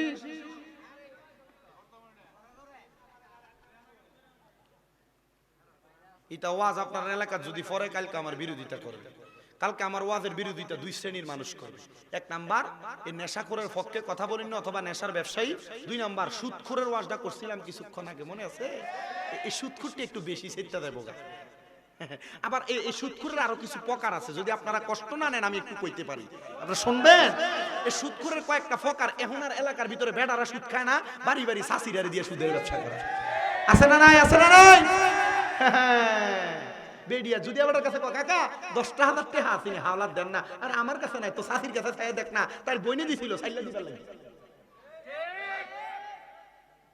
আমার এলাকাতে মানুষ সুদখোর কইব, এলাকাতে সুদের ব্যবসা করে না।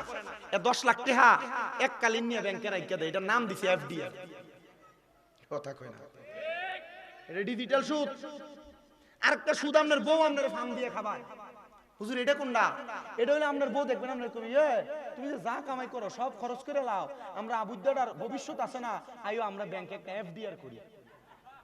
এটা আরেকটা সুদ। এটা আরেকটা ভবিষ্যৎ গড়ার লাগে এফডিআর করছে।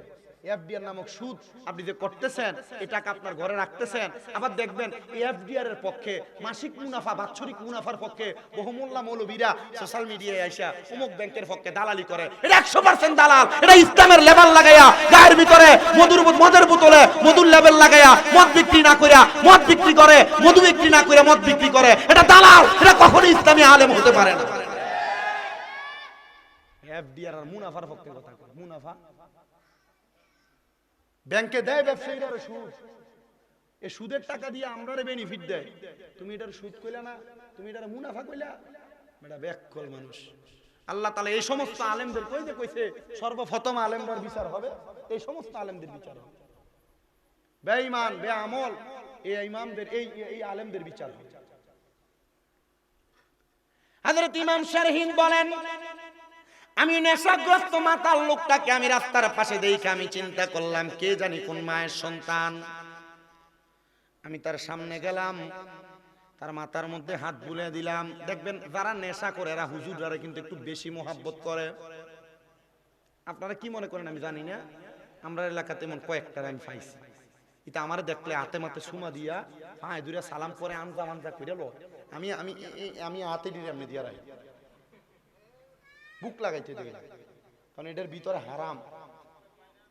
কিটা ঢুকবো আমার ভাই সাহেব কইছে যে পরে ভাইরাস ঢুকবে।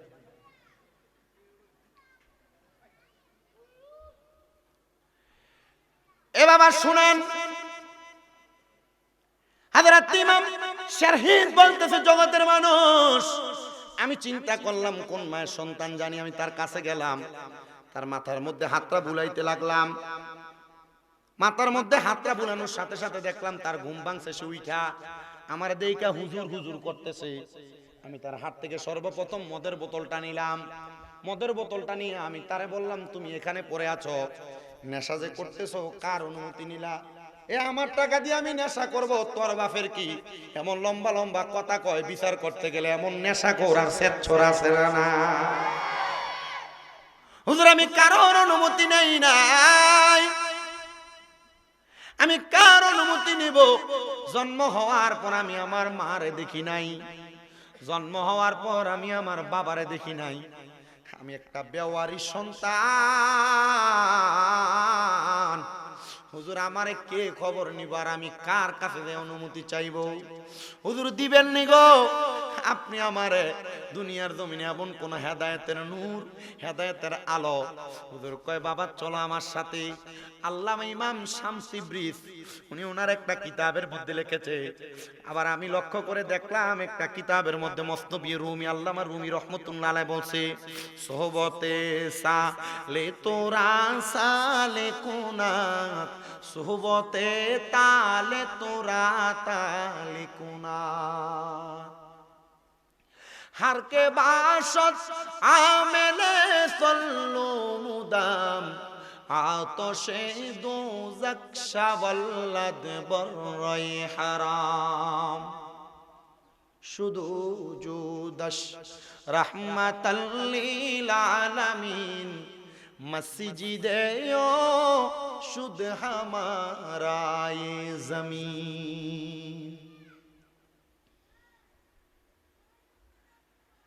ইমাম শারহিন বলতেছে, বাবা তুমি কি ইমাম রুমির কথা শুনো নাই? সুহবতে সালে তোরা সালে কুনাত, ভালো মানুষ সলে মানুষ নেককার মানুষের সুহবতে থাকলে মানুষ নেককার হয়। সুহবতে তালে তোরা তালে কুনাত, বদ মানুষ খারাপ মানুষের সাথে থাকলে মানুষ খারাপ হয়।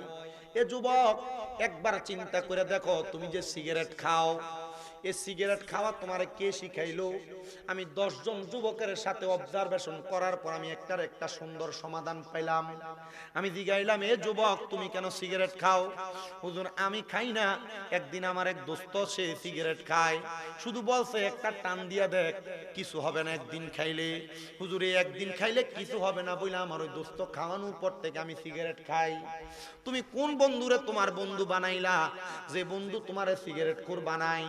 কোন মানুষটারে তোমার দোস্ত বানাইলা যে তোমার জাহান্নামের রাস্তা দেখায়, যে তোমার চুরি শিখায়, যে তোমার জুয়া শিখায়, যে তোমার মদখানা শিখায়? আল্লামা শারহিন বলে তুমি আমারে দোস্ত বানাও। হুজুর আপনি আমি নেশাখোররা দোস্ত বানাইবেন? এ বাবা নেশাখোর তোমারে দোস্ত বানাইতে আইলে তার মতলব খারাপ, তবে আমি যদি নেশাখোররে দোস্ত বানাই আমার মতলব ভালো। কারণ কি? কারণ কি? কারণ নেশাখোর আমারে দোস্ত বানাইলে আমারও নেশাখোর বানাইবো। আর আমি যদি তারে দোস্ত বানাই তারে আমি এক ওয়াক্ত নামাজও কোনোদিন পড়াইতে পারবো। আমার একটা কথার কারণে নেশাখোর চাইলে নামাজি হবে, নেশাখোর চাইলে নেশা ছাড়বে। আমার মাত্র কয়েকটা কথায় আমার মাদ্রাসা লেভেলের ক্লাস 10 এবং ক্লাস 9 এর 2টা ছাত্র বরবাদ হয়ে গেছে। শুধু আমি তার হাতের দিকে তাকায়া একদিন তার বাড়িতে যাওয়ার পর তার মার কথা শুই না তার দিকে এভাবে হাতটা তুলছি। দুস্তরে আমার কাছে বাংলাদেশের বহু আমার ভক্তবিন্দুরে এভাবে দাঁড়ায় থাকে, এভাবে দোয়া চায়, আমার কাছে এভাবে তারা নত হয়। কিন্তু আমি আজকে তোর কাছে হাতটা বাড়াইয়া দিছি রে দোস্ত, তুই যে সিগারেট পান করস, তোর বউ বাড়ি থেকে 2 বার চলে গেছে, আমি তোর কাছে আবদার করি রে, সংসারের মায়া কই এখন থেকে সিগারেট খাওয়াটা বন্ধ কর। আমার হাতটি ধরে এমন ভাবে কানছে, মার পাউডির ভিতরে ধরে এমন ভাবে কানছে, আমার কাছে বলে দোস্ত এটা করার কারণে আমার জীবনটা নাশ হয়ে গেছে। কিন্তু এখন ওই ছেলেটা লাখ লাখ টাকা ইনকাম করে, আমারে বলছে দোস্ত রে এখনের জীবনের মতো এত ভালো জীবন আর পাই নাই। হযরত ইমাম শারহিন বলে আমি যখন তারে বললাম তুমি আমার বন্ধু বানাও, আমার দোস্ত বানাও, সে আমারে কয় হুজুর আমি নেশাখোর মানুষ, আপনি কি আমার দোস্ত বানাইবেন? বলে হ্যাঁ আমি তোমারে দোস্ত বানাইবো, তবে যদি তুমি আমার এবং তোমার মরণের আগ পর্যন্ত দোস্তি বজায় রাখো তাহলে আমি তোমার সাথে দোস্তিগিরি রাখবো, আর নচেত তোমার সাথে আমার কোনো দোস্তিগিরি থাকবে না। বলে আমি রাজি আছি রে, রাজি আছি। বলে ঠিক আছে তোমার হাতের মদের বোতলটা আমারে দাও, আমি এমন একদিন তোমার সামনে মদের বোতলটা হাজির করব, যেই দিন তোমার যদি মনটা চায় তুমি ওই দিন ওই মদরা পান করতে পারবা, মন না চাইলে তুমি মদরা ত্যাগ করতে পারবা। উনি ডাক দিয়ে কই ঠিক আছে। বলে তাহলে তুমি এখন তাড়াতাড়ি যাও, তুমি সুন্দর করে গোসল করে ওযু বানাও। উনি বলেন আমি সুন্দর করে গোসল করে ওযু বানাইলাম, গোসল করে ওযুটা বানানোর সাথে সাথে হুজুর হযরত ইমাম শারহিন আমারে আইনা ওনার ঘরের মধ্যে ঢুকায়া সুন্দর করে কি যেন বললেন, আমার মাথা থেকে পা পর্যন্ত একটা ফু দিয়া দিলেন। ফুটা দেওয়ার সাথে সাথে ইমাম শারহিন আমারে নিয়ে 2 রাকাত নামাজে দাঁড়ায় গেছে। ইমাম শারহিন বলে জগতের মানুষ আমি 2 রাকাত নামাজের সালাম ফিরে দেখি আমার পেছনের লোকটা ঘুমায় গেছে, কারণ সে তো নেশাখোর, এত লম্বা নামাজ পড়ার তার কোনো অভ্যাস নাই। এই জন্য আমি যখন আমার মসজিদে নামাজ পড়াই আমি মাঝে মাঝে যখন জুমার নামাজ ছাড়া ওয়াক্তিয়া নামাজও মাঝে মাঝে হাজির হই, আমি ছোট ছোট কেরাত দিয়া নামাজের ইমামতি করি যেন মানুষের কষ্ট না হয়। আল্লাহ আমার নবীজি রহমতের নবী কয় তোমরা তোমাদের জামাতকে ছোট করো, তোমরা তোমাদের ইমামতির জামাতকে ছোট করো। ইয়া রাসূলুল্লাহ কেন? বলে জামাতের মধ্যে যেন মানুষের নামাজের প্রতি অভক্তি অথবা অশ্রদ্ধাশীলতা না আসে, এই জন্য আমি নামাজের মধ্যে ছোট ছোট কেরাত আদায় করি। ইমাম শারহিন বলে আমি তার দিকে তাকাইলাম, এ বাবা তুমি যে নামাজ পড়লা না? বলে হুজুর আমি আপনার নামাজের প্রথম রাকাতের সিজদায় প্রথম সিজদাতে ঘুমায় গেছি। বলে তাইলে তো তোমার নামাজ হয় নাই। বলে ঠিক আছে বাবা, আমলে কাসির করা যাবে না। হুজুর আমলে কাসির কোনটা? নামাজ ভঙ্গের কারণের মধ্যে একটা কারণ আছে আমলে কাসির করা। আমার এই আমলে কাসিরটা কি জানো? নামাজের মধ্যে এমন কোন কাজ করা যেই কাজ করলে মানুষ দূর থেকে দেখা বুঝবে এটা নামাজ পড়ে না, মনে হয় এই কাজই করে।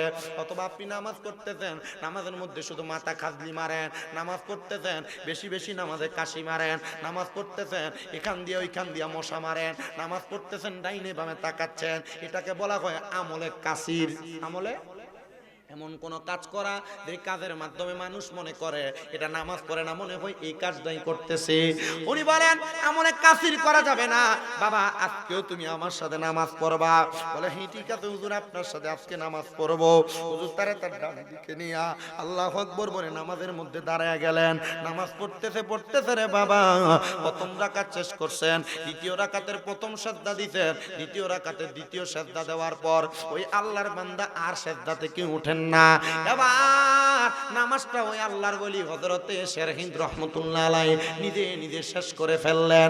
এবার তৃতীয় দিন হুজুর জিজ্ঞাসা করে বাবা আজকেও তো তুমি নামাজটা পড়তে পারলা না, কারণটা কি? বলে হুজুর নামাজ পড়তে আমার কেমন জানি লাগে, প্রথমে একটু ভালো লাগে, কিন্তু জানি একটু অশালীনতা লাগে, আমার কাছে কেমন জানি একটু অশ্রদ্ধাশীলতা লাগে। হুজুর বলে বাবা আমি নামাজ পড়াইলে তোমার খারাপ লাগে, তাহলে আজকে থাইকা তুমি নামাজের ইমামতি করবা।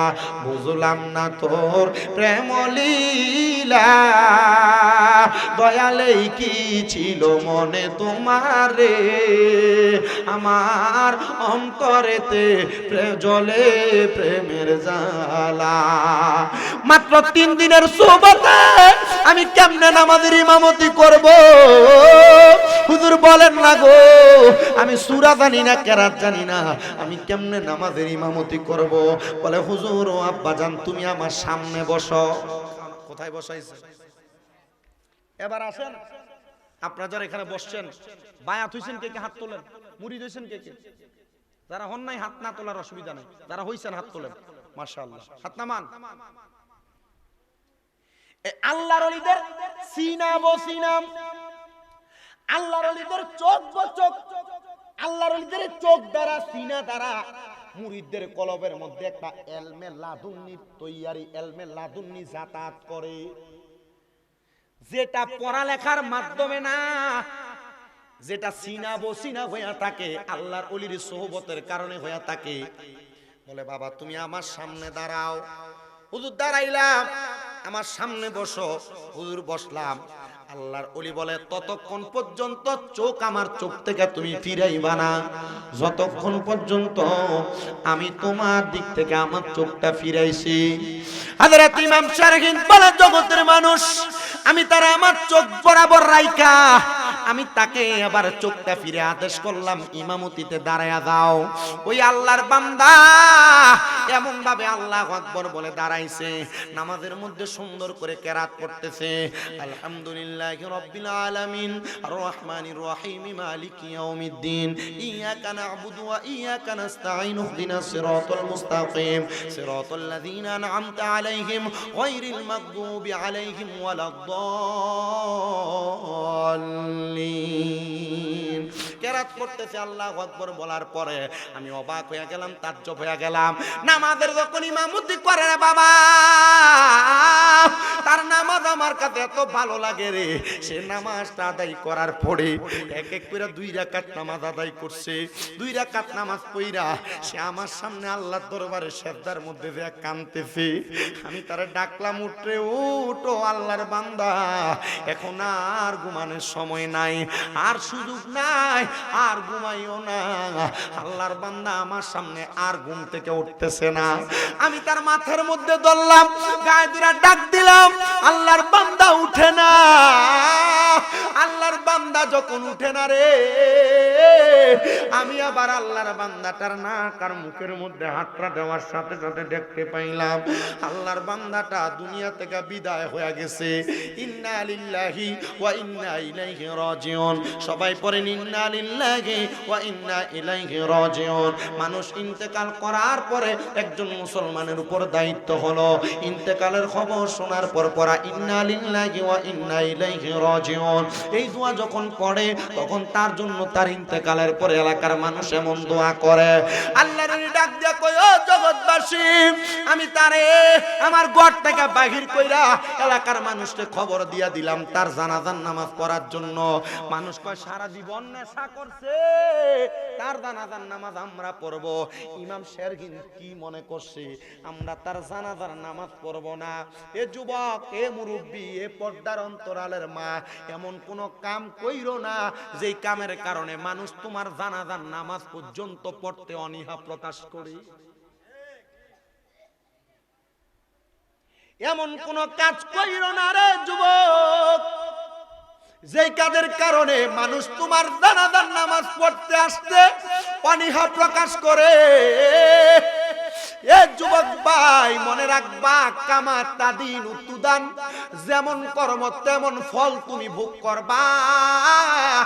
আমার আল্লাহ তাআলা আমার নবীর মাধ্যমে জানাইয়া দেয়, দুনিয়ার জমিনের মধ্যে আল্লাহর কোন বান্দা যদি এমন কোন নেক কাজ করে মারা যায়, ওই বান্দা কবরে যাওয়ার পরে আমার আল্লাহ তাআলা রহমতের ফেরেশতা দিয়া ওই বান্দাটারে জান্নাতের সুবাসন জানায়। আহলা ওয়া সাহালান মারহাবান বলে বলে কবরে স্বাগতম জানায়। আর দুনিয়ার জমিনে এমন কোন বান্দা যদি মারা যায়, যেই বান্দাটা দুনিয়ার জমিনে মানুষের মনে কষ্ট দেয়, হারাম খায়, পরের হক মেরে মেরে খায়, ওই মানুষটার মারা যাওয়ার পরে আমার আল্লাহ তাআলা ওই বান্দাটারে কবরের মধ্যে নেওয়ার আগে আল্লাহর ফেরেশতারা বান্দার চেহারার দিকে থু থু নিক্ষেপ করতে থাকে। এলাকার মানুষ কয়, এই ইমাম শেরগিন, আমরা তার জানাজার নামাজ পড়তে পারবো না, পড়াইতে পারবো না, তুমি একা একা তার জানাজার নামাজটা পড়াও। ইমাম শেরগিন বলে, রে জগতের মানুষ, আমি একা একা তার কবরটা কইরা, তার জন্য দোয়া কইরা আমি তার কবরের মধ্যে শোয়া দিলাম। কবরে শোয়ানোর সাথে সাথে গো, ওই ব্যক্তিটার যখন কবরে রাখলাম, তার কবরটার মধ্যে মাটি দিয়ে আমি ফিরে আসলাম বাড়ির মধ্যে। হঠাৎ করে এলাকার মানুষ আমি ইমাম শেরগিনকে বলতেছে, এ শেরগিন, আপনি যে তো নেশা করে জানাজা পড়ছেন, আপনিও আমাদের এলাকায় থাকতে পারবেন না, আপনি আমাদের এলাকা থেকে দূর হয়ে যান। ইমাম ডাক দিয়া কয়, জগতের মানুষ, ও দুনিয়ার মানুষ রে, শুনো, আমি তাদের কথা শুই না তাদের এলাকা থেকে বিতাড়িত হয়ে গেলাম। আমি তাদের এলাকা থেকে যখন চইলা গেলাম, পরের দিন সকালবেলা আমি দেখলাম তারা পুরো এলাকার মধ্যে ছড়াছড়ি করতেছে। আমি জিগাইলাম, ও এলাকার মানুষ, তোমরা কারে তালাশ করো? বলে ইমাম শেরগিন রে। কিন্তু আমি তাদের সামনে দাঁড়ানো, তারা আমারে চিনে না। কারণ কি? বলে ইমামকে কষ্ট দিছে। কারে কষ্ট দিছে? ইমামকে কষ্ট দিছে, যিনি ওই এলাকার প্রতিনিধি ছিলেন, তাকে কষ্ট দিছে। আমি জিগাইলাম, কারণ কি বলো? বলে অন্য কোনো কারণ না, অন্য কোনো কারণ না, একটাই মাত্র কারণ, আমরা ওনার কথা শুনি নাই, আমরা একজন জান্নাতি মানুষের জানাজা পড়ি নাই, এই জন্য আমরা তারে তালাশ করি। ইমাম শেরগিন আবার তাদেরকে আইসা ডাক দিয়া বলতেছে, আমি তোমাদের ইমাম, এবার আমার দিকে তাকাও। যে মানুষগুলা ওনারে চিনে নাই, ওই মানুষগুলা ওনার পরিচয় ওনারে প্রদান করছে। বলে, হুজুর, এখন থেকে আর আমরা আপনার সোহবত থেকে যাব না। বলে, ঠিক আছে রে, আমার এলাকার মানুষ, আমার সোহবত থেকে যদি যাইবা না, তাহলে তোমরা এখন থেকে আমার নবীর এতরাতদের অনুসরণ করো। এই ইমাম আপনি বলেন নবীর এতরাত কারাম, আল্লাহর নবীর হাদিসে মুবারাকা পয়রা দেখলাম নবীর এতরাত হলো তারা যারা দুনিয়ার জমিনের মধ্যে নবীর বংশধর ছিল। ইয়া রাসূলুল্লাহ নবীজি আপনার বংশধর কারা? বলে আমার বংশধরের মধ্যে যারা আমার আহলে বায়াত তারা হইল উত্তম। ও মায়ের নবী গো, নবী গো, কারা গো আপনার আহলে বায়াত? বলে আমার নবীজি তিরমিজি শরীফের হাদিসের মাধ্যমে জানায় দেয়। এক নাম্বার হযরতে মাওলা আলী মুশকিল কুশা আলী ইবনে আবি তালিব রাদিয়াল্লাহু তাআলা আনহু, দুই নাম্বার হযরতে খাতুনে জান্নাত ফাতেমাতুজ জাহরা, তিন নাম্বার হযরত ইমাম হাসান ইবনে আলী, চার নাম্বার হযরত ইমাম হুসাইন ইবনে আলী। এই চারজন হলো আমার নবীর বংশধর। ইমাম শারহি ডাক দিয়া কই তোমরা তাদেরকে মানবা, তাদেরকে অনুসরণ করবা। বলে কারণ কি? বলে তাদের অনুসরণের মাধ্যমে তোমরা নাজাত পাইবা। এই কথা বইলা ইমাম শারহি তাদের কাছ থেকে বিদায় নিয়ে আনিছে। ও মুসলমান, যে একজন আল্লাহর ওলি একজন নেশাখোরকে বালা বানাইয়া চোখের নজর দিয়া যদি তারে আল্লাহ তাআলার খাস বান্দা বানাইতে পারে, ইন্তেকালের পরে ওই আল্লাহর বান্দাটা কবরে যাওয়ার পর জান্নাতি সামিয়ানার নিচে জায়গা পাইল। ওই ইমাম শারহি ওনার ভক্তদেরকে ওনার এলাকার মানুষকে দাওয়াত দিছে, তোমরা নবীর বংশধরদেরকে অনুসরণ করবা। আরে ইমামের কথা তো মানবা পড়ে, আল্লাহর কোরআনের কথা মানবা আগে। আমার আল্লাহ কোরআনুল কারীমের মধ্যে বলতেছে বিসমিল্লাহির রহমানির রহিম, কুল্লা আসআলুকুম আলাইহি আজরান ইল্লাল মাওয়াদ্দাতা ফিল কুরবা। নবী গো আপনি তাদেরকে বলে দেন তারা যদি আমি আল্লাহ তাআলার কাছে কোনো পাওনা দেওনা মিটাইতে চায়, তারা যেন আপনার আহলে বায়াতকে ভালোবাসে, আপনার বংশধরকে ভালোবাসে। কেমন ভালোবাসবা জানো? জানো আমার নবী বলতেছে, আমি নবী ঘোষণা করলাম যারা আমার আহলে বায়াতকে কষ্ট দেয় তারা যেন আমি নবীরে কষ্ট দেয়, যারা আমার বংশধরকে কষ্ট দেয় তারা যেন আমাকে কষ্ট দেয়। আল্লাহর নবী যখন নবীদের এতরাতের কথা আহলে বায়াতের কথা মানুষদেরকে বলে, ইহুদিরা বলে এতদিন পর্যন্ত মুহাম্মদ তার আল্লাহর দাওয়াত দিছে, এখন মুহাম্মদ তার নিজের পরিবারের দাওয়াত দেয়। আমার নবী বড় কষ্ট পাইয়া আল্লাহর দরবারে জানে, আল্লাহ তাদেরকে আমার বংশধরের দাওয়াত দেই, তারা তো অস্বীকার করে। আমার আল্লাহ ঘোষণা করে দেয়, হাবিব আমার আপনি তাদেরকে বইলা দেন আহলে বায়াত হইল পয়গাম্বর নূহ নবীর কিস্তির মতো। নূহ নবীর নৌকা যেমন ভাবে নাজাত পায়া গেছে, আমি আল্লাহ তাআলার কাছে নূহ নবী আবদার করার কারণে ওই নূহ নবীর নৌকাতে যারা আরোহণ করছে তারা যেমন বাইচা গেছে, আপনি নবীজির বংশধরকে যারা ভালোবাসবে তারা তেমন বাইচা যাবে, আপনি নবীর আহলে বায়াতকে যারা ভালোবাসবে তারা তেমন বাইচা যাবে। বলে কেমনে বাঁচবে জানিয়ে দাও? বলে একটাই মাত্র কারণ, আপনারা যেন আহলে বায়াতকে মুহাব্বত করেন। আল্লাহর নবী ডাক দিয়া কয়, এই ইহুদিরা তোমরা যে আমার বংশধরদেরকে বাজে কথা বলো, আসো আমরা সন্তানদেরকে নিয়া তোমরা তোমাদের সন্তানদেরকে নিয়ে দোয়া করবা, যার দোয়া কবুল হবে তারাই হলো হক। আমার নবীজি সামনে রাখলেন ইমাম হাসান, সামনে রাখলেন ইমাম হুসাইনকে, ডাইনে রাখলেন মা ফাতেমারে, বামে রাখলেন হযরত মাওলা আলী রে। মারহাবা জোরে কয় না? ও মনবাই পাকিতে পাঞ্জাতন, নিরাকারে নিরঞ্জন, এক বস্তুতে দুই রকম বুঝায়। শরীয়তের সতেক নাম, তরিকতের নাই মুকাম, হাকিকত বুঝিলে মারফত পাই রে মন পাগলা মনুরাই। ও তুই ডুব দিলি না পাকে দরিয়াই, ও তুই ডুব দিলি না শুভ খাইলি না এসকের দরিয়াই রে মন পাগলা মনুরাই। ও তুই ডুব দিলি না পাকে দরিয়ায়।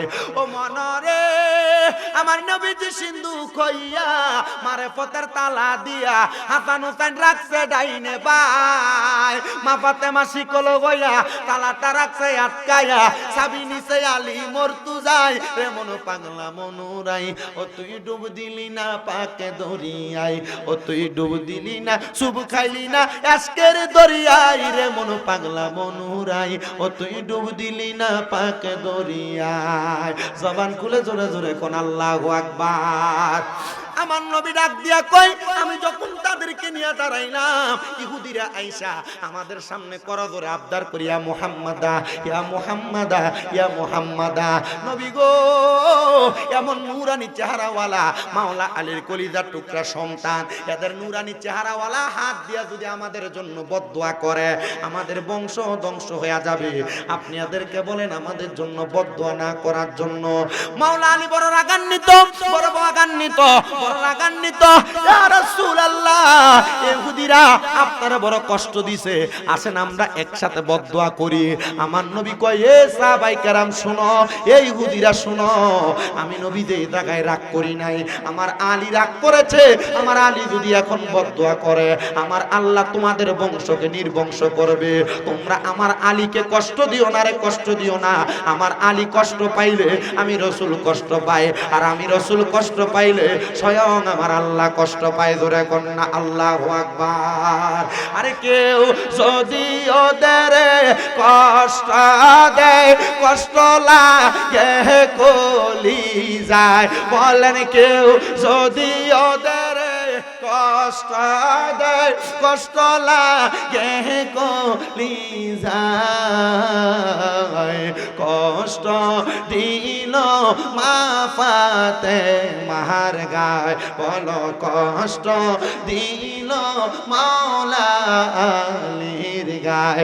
বলেন কেউ যদি ওদের কষ্ট দেয়, কষ্ট লাগে কলি যায়। বন্যা কেউ যদি কষ্ট দেয়, কষ্ট লাগে কলি যায়। কষ্ট দিল হাসান হুসাইনের গায়, বলো কষ্ট দিল মা ফাতেমার গায়। মুসলমান কেন এদেরকে ভালোবাসবেন আরেকটু বলি। সুহাদায়ে কারবালার মাস আসলে অনেক মানুষকে দেখা যায় আহলে বায়াতের পাক পাঞ্জাতনের ইমাম হাসান হুসাইনের শানের বিরোধিতা করে। আবার যারা বাতিল ফেরকা, এরা দেখবেন উহুদের যুদ্ধের বয়ান করে, বদরের যুদ্ধের বয়ান করে, খন্দকের যুদ্ধের বয়ান করে, হুনাইনের যুদ্ধের বয়ান করে, কিন্তু কারবালার যুদ্ধের বয়ানটা করে না। কারণ কি? কারণ কি ও মৌলবী, কারবালার যুদ্ধের বয়ানটা কেন করো না? বলে কারবালার যুদ্ধের বয়ান করলে নবীর এলমে গায়েবের বয়ান করা লাগবো। কারবালার যুদ্ধের বয়ান করলে আমার নবী যে হাজির হইতে পারে ওই বয়ানটা করা লাগবো। কারণ কি জানো?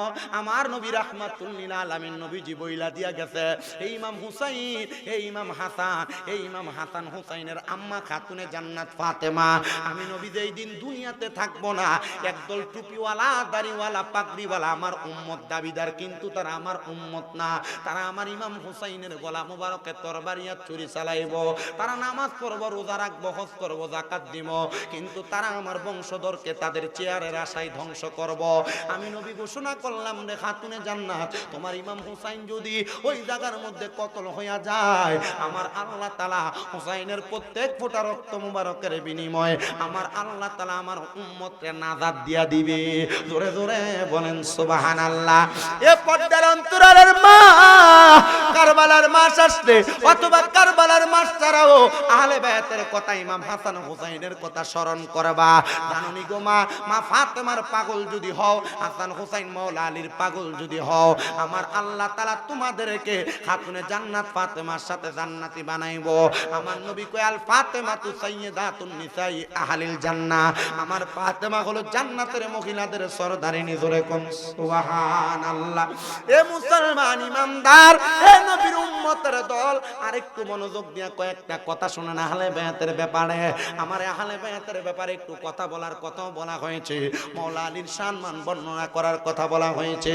আমার দয়াল নবী রাহমাতুল লিল আলামিন নবীজি একদিন রাস্তা দিয়ে হাঁটতেছেন, একবারে হযরত আলী রাদিয়াল্লাহু তাআলা খুব ছোট মানুষ, আমার নবী হাঁটার সময় মাওলা আলীর দিকে তাকে আমার নবী কইয়া আবি তোরা, হে মাটির বাবা। সুবহানাল্লাহ কই না? কিসের বাবা? মাটির বাবা। মারহাবা কোন না? আমার নবী বলে আবি তোরা, হে মাটির বাবা, আমার নবী রাহমাতুল্লিল আলামিন নবী দেখতেছে হযরত মাওলা আলী মাটির মধ্যে হাত নাড়াচাড়া করতেছে, মাটি নিয়ে খেলাধুলা করতেছে। আমার দয়াল নবীর কাছে মাওলা আলী যা ডাক দিয়ে কই, ইয়া রাসূলুল্লাহ, ইয়া হাবিবাল্লাহ, আপনি আমারে মাটির বাবা বললেন, আবি তোরাব বললেন, ইয়া রাসূলুল্লাহ কেন বললেন জানতে চাই কারণ। আমার নবী ডাক দিয়ে কয়, আমি নবী তোমার সঙ্গে রসিকতা করেছি। মারহাবা বলেন না?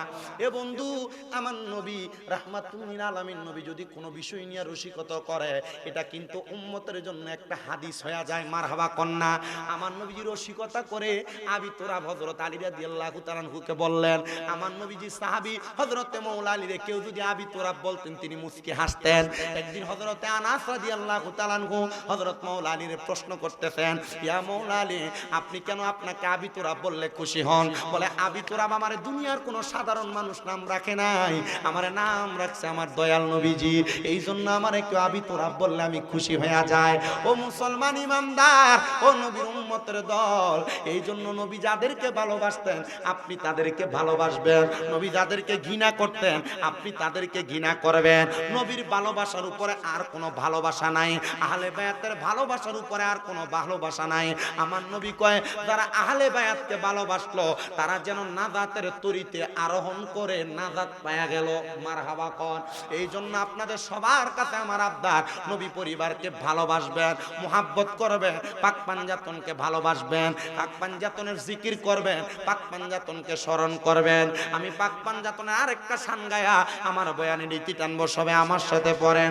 মা ফাতেমার নয়ন মনি হযরত আলীর জান, মা ফাতেমার নয়ন মনি হযরত আলীর জান, ইমাম হোসেন শহীদ হলো কারবালার ময়দান, ইমাম হোসেন শহীদ হলো কারবালার ময়দান। দয়াল নবীর জবানে কারবালার বয়ানে, দয়াল নবীর জবানে কারবালার বয়ানে, আওলাদে রাসূল শহীদ হবে হাদিসে প্রমাণ, ইমাম হোসেন শহীদ হলো কারবালার ময়দানে, ইমাম হোসেন শহীদ হলো কারবালার ময়দানে। ঈদের দিনে নতুন পোশাক পরলো সকলে, হাসান হোসেন কান্দে নানা পোশাক দাও বলে, দয়াল নবী করলো দোয়া, ও গো রাব্বানা, জান্নাত হতে কুদরতেরই পোশাক পাঠাও না। লাল সবুজের সেই পোশাকে কারবালারি শান, লাল সবুজের সেই পোশাকে কারবালারি শান, ইমাম হোসেন শহীদ হলো কারবালার ময়দান, ইমাম হোসেন শহীদ লার ময়দান। বলেন, মা ফাতেমার নয়ন মনি হযরত আলীর জান, ইমাম হোসেন শহীদ হলো কারবালার ময়দান। লাল রঙের পোশাক হতে মাটি নিল হাতে, সেই মাটির কাহিনী হবে হোসাইনের সাথে, শিমর যখন করবে জবাই নিজের হাতে, মাটি রক্ত বিলীন হবে কারবালার সাথে,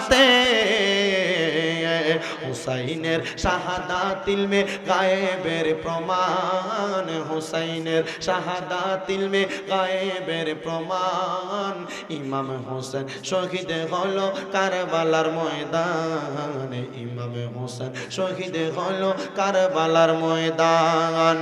নবীর আওলাদে নূহের কিস্তি নবীজির বয়ান, আবু যর গিফারির হাদিসে প্রমাণ, জীবন দিবে ঈমান পাবে হুসাইনের সাথে, জান্নাতে তোর জায়গা হবে আহালের সাথে। সুন্নি জনতা হয় একতা গাও নবীজির শান, ইমাম হোসেন শহীদ হলো কারবালার ময়দান, ইমাম হোসেন শহীদ হলো কারবালার ময়দান। সবাই শেষবার একবার বলেন, মা ফাতেমার নয়নে মনি হযরত, বলেন মা ফাতেমার হযরত আলীর আনে, ইমাম হোসেন শহীদ হলো ময়দানে, ইমাম হোসেন শহীদ। আলহামদুলিল্লাহ। বলেন, ওয়াজে কি শিখলেন, কি বুঝলেন? প্রশ্ন করলে জবাব কি? গান বাজনা বেশি করে করবেন, কেমন? হ্যাঁ, করা যাবে? হালাল না হারাম? কথা কোন, হালাল না হারাম?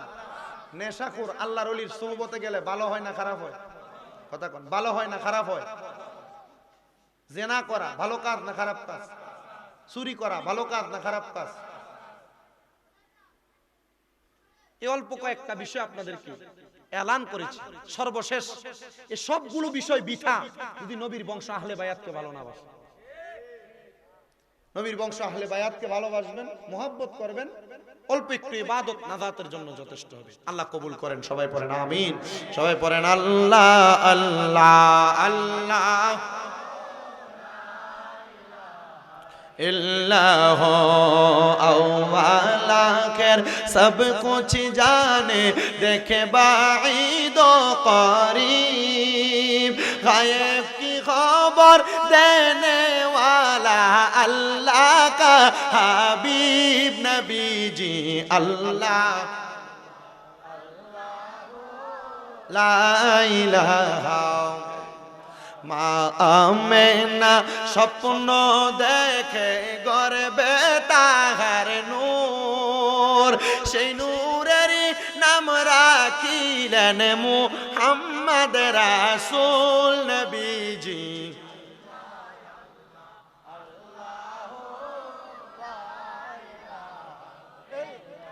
ও পড়েন আল্লাহ আল্লাহ লা ইলাহা। রহমত বরকত লইয়া নবীজি আসলেন এই ধরায়, আসুন সবাই দাঁড়াইয়া সালাম জানাই।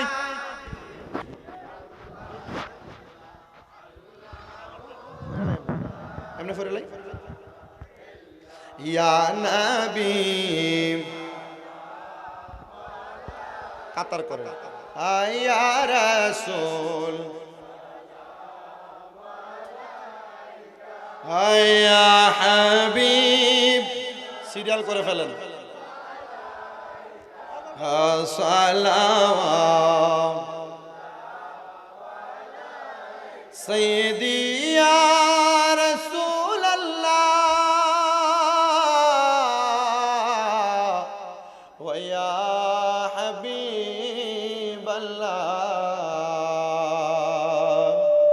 দয়াল নবী গো, আমরা যে পাপী সকলে মিলিত আজকের মিলাদ কিয়ামে, এ আশা পাব মরণে, দেখা দেন নবী গো স্বপনে ইয়া নবী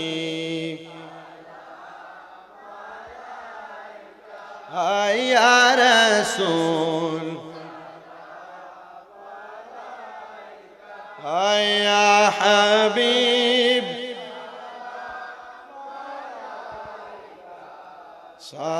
সালাওয়াত ইয়া শাফিআল মুযনিবিন ইয়া রাহাতাল আশিকিন।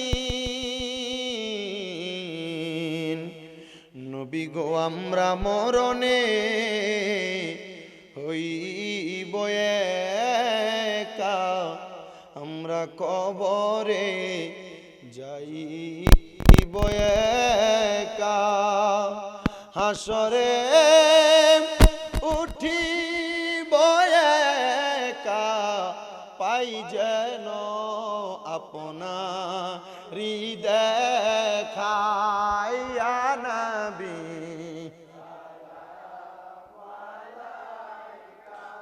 ইয়া রাসূল ইয়া হাবিব সালাওয়াত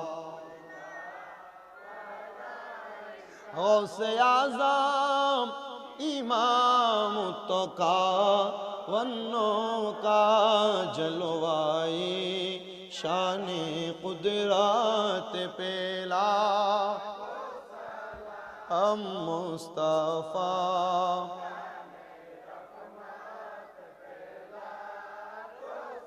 लाम शम्अ बज में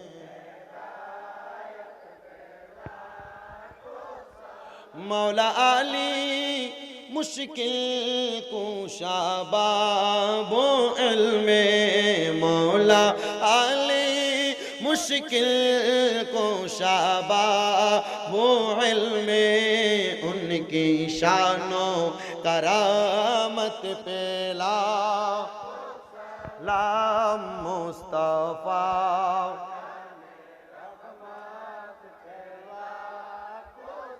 लाम शम्अ बज में हैदा हमारे माओ बाप उस्ताद और भाइयों बहिन अहले औलाद आशीरत पेला हो सलाम मुस्तफा रहमत पे लाम शम्अ बज हैदायत पे या पाक पंजातन लाख सलाम या पाक पंजातन लाख सलाम या पाक पंजातन लाख सलाम या पाक पंजातन या हसन शाह हुसैन लाख सलाम या हसन शाह हुसैन लाख सलाम কারবালার কুরবানি স্মরণ করো প্রাণ ভরে সকলে নামাজ পড়ো বালাগাল উলা বিকামালিহি খশফাত তুজা বিজামালিহি হাসনাত জামিউ খিসালিহি সাল্লু আলাইহি ওয়া আলিহি সাল্লু ইয়া কামুবা সাল্লু আলা সদরুল আমিন মুস্তাফা মা জাইলা রাহমাতুল লিল আলামিন লা ইলাহা ইল্লা আনতা সুবহানাকা ইন্নী কুনতু মিনাজ জালিমিন জবান খুলে জোরে পড়েন আলহামদুলিল্লাহ সবাই একবার সূরা ফাতিহা তিনবার সূরা ইখলাস কয়েকবার দুরূদ শরীফ আউযু বিল্লাহি মিনাশ শাইতানির রাজিম বিসমিল্লাহির রহমানির রহিম আলহামদুলিল্লাহি রাব্বিল আলামিন আর রহমানির রহিম মালিকি استقم صراط الذين أنعمت عليهم قل هو الله أحد الله الصمد لم يلد ولم يولد ولم يكن له قل هو الله أحد الله الصمد لم يلد قل هو الله أحد الله الصمد لم يلد الصلاة والسلام عليك يا رسول الله الصلاة والسلام عليك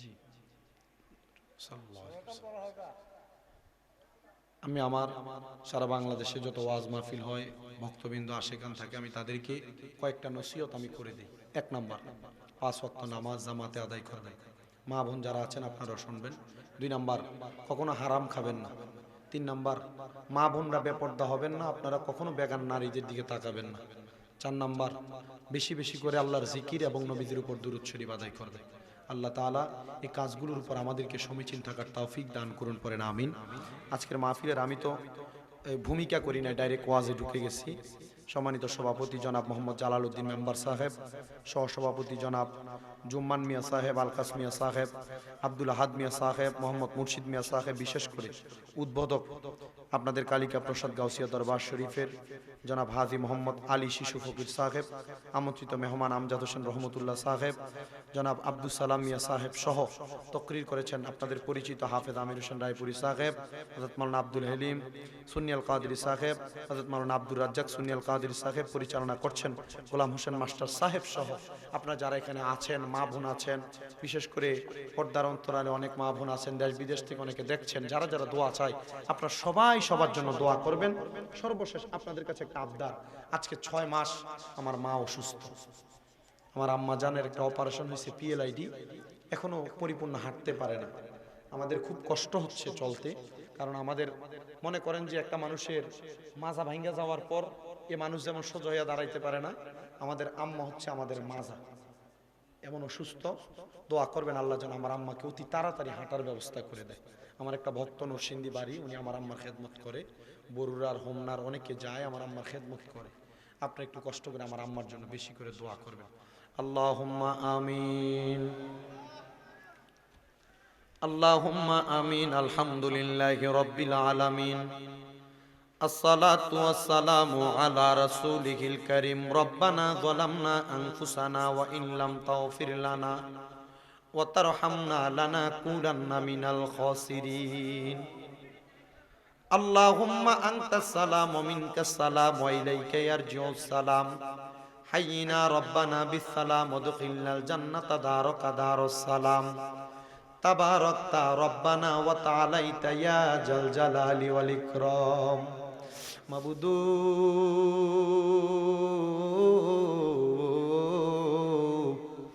ও দয়াল আল্লাহ, আপনি কি আসমানে না জমিনে, না পাহাড়ে না দরিয়ায় রে আল্লাহ, এ গত জীবনে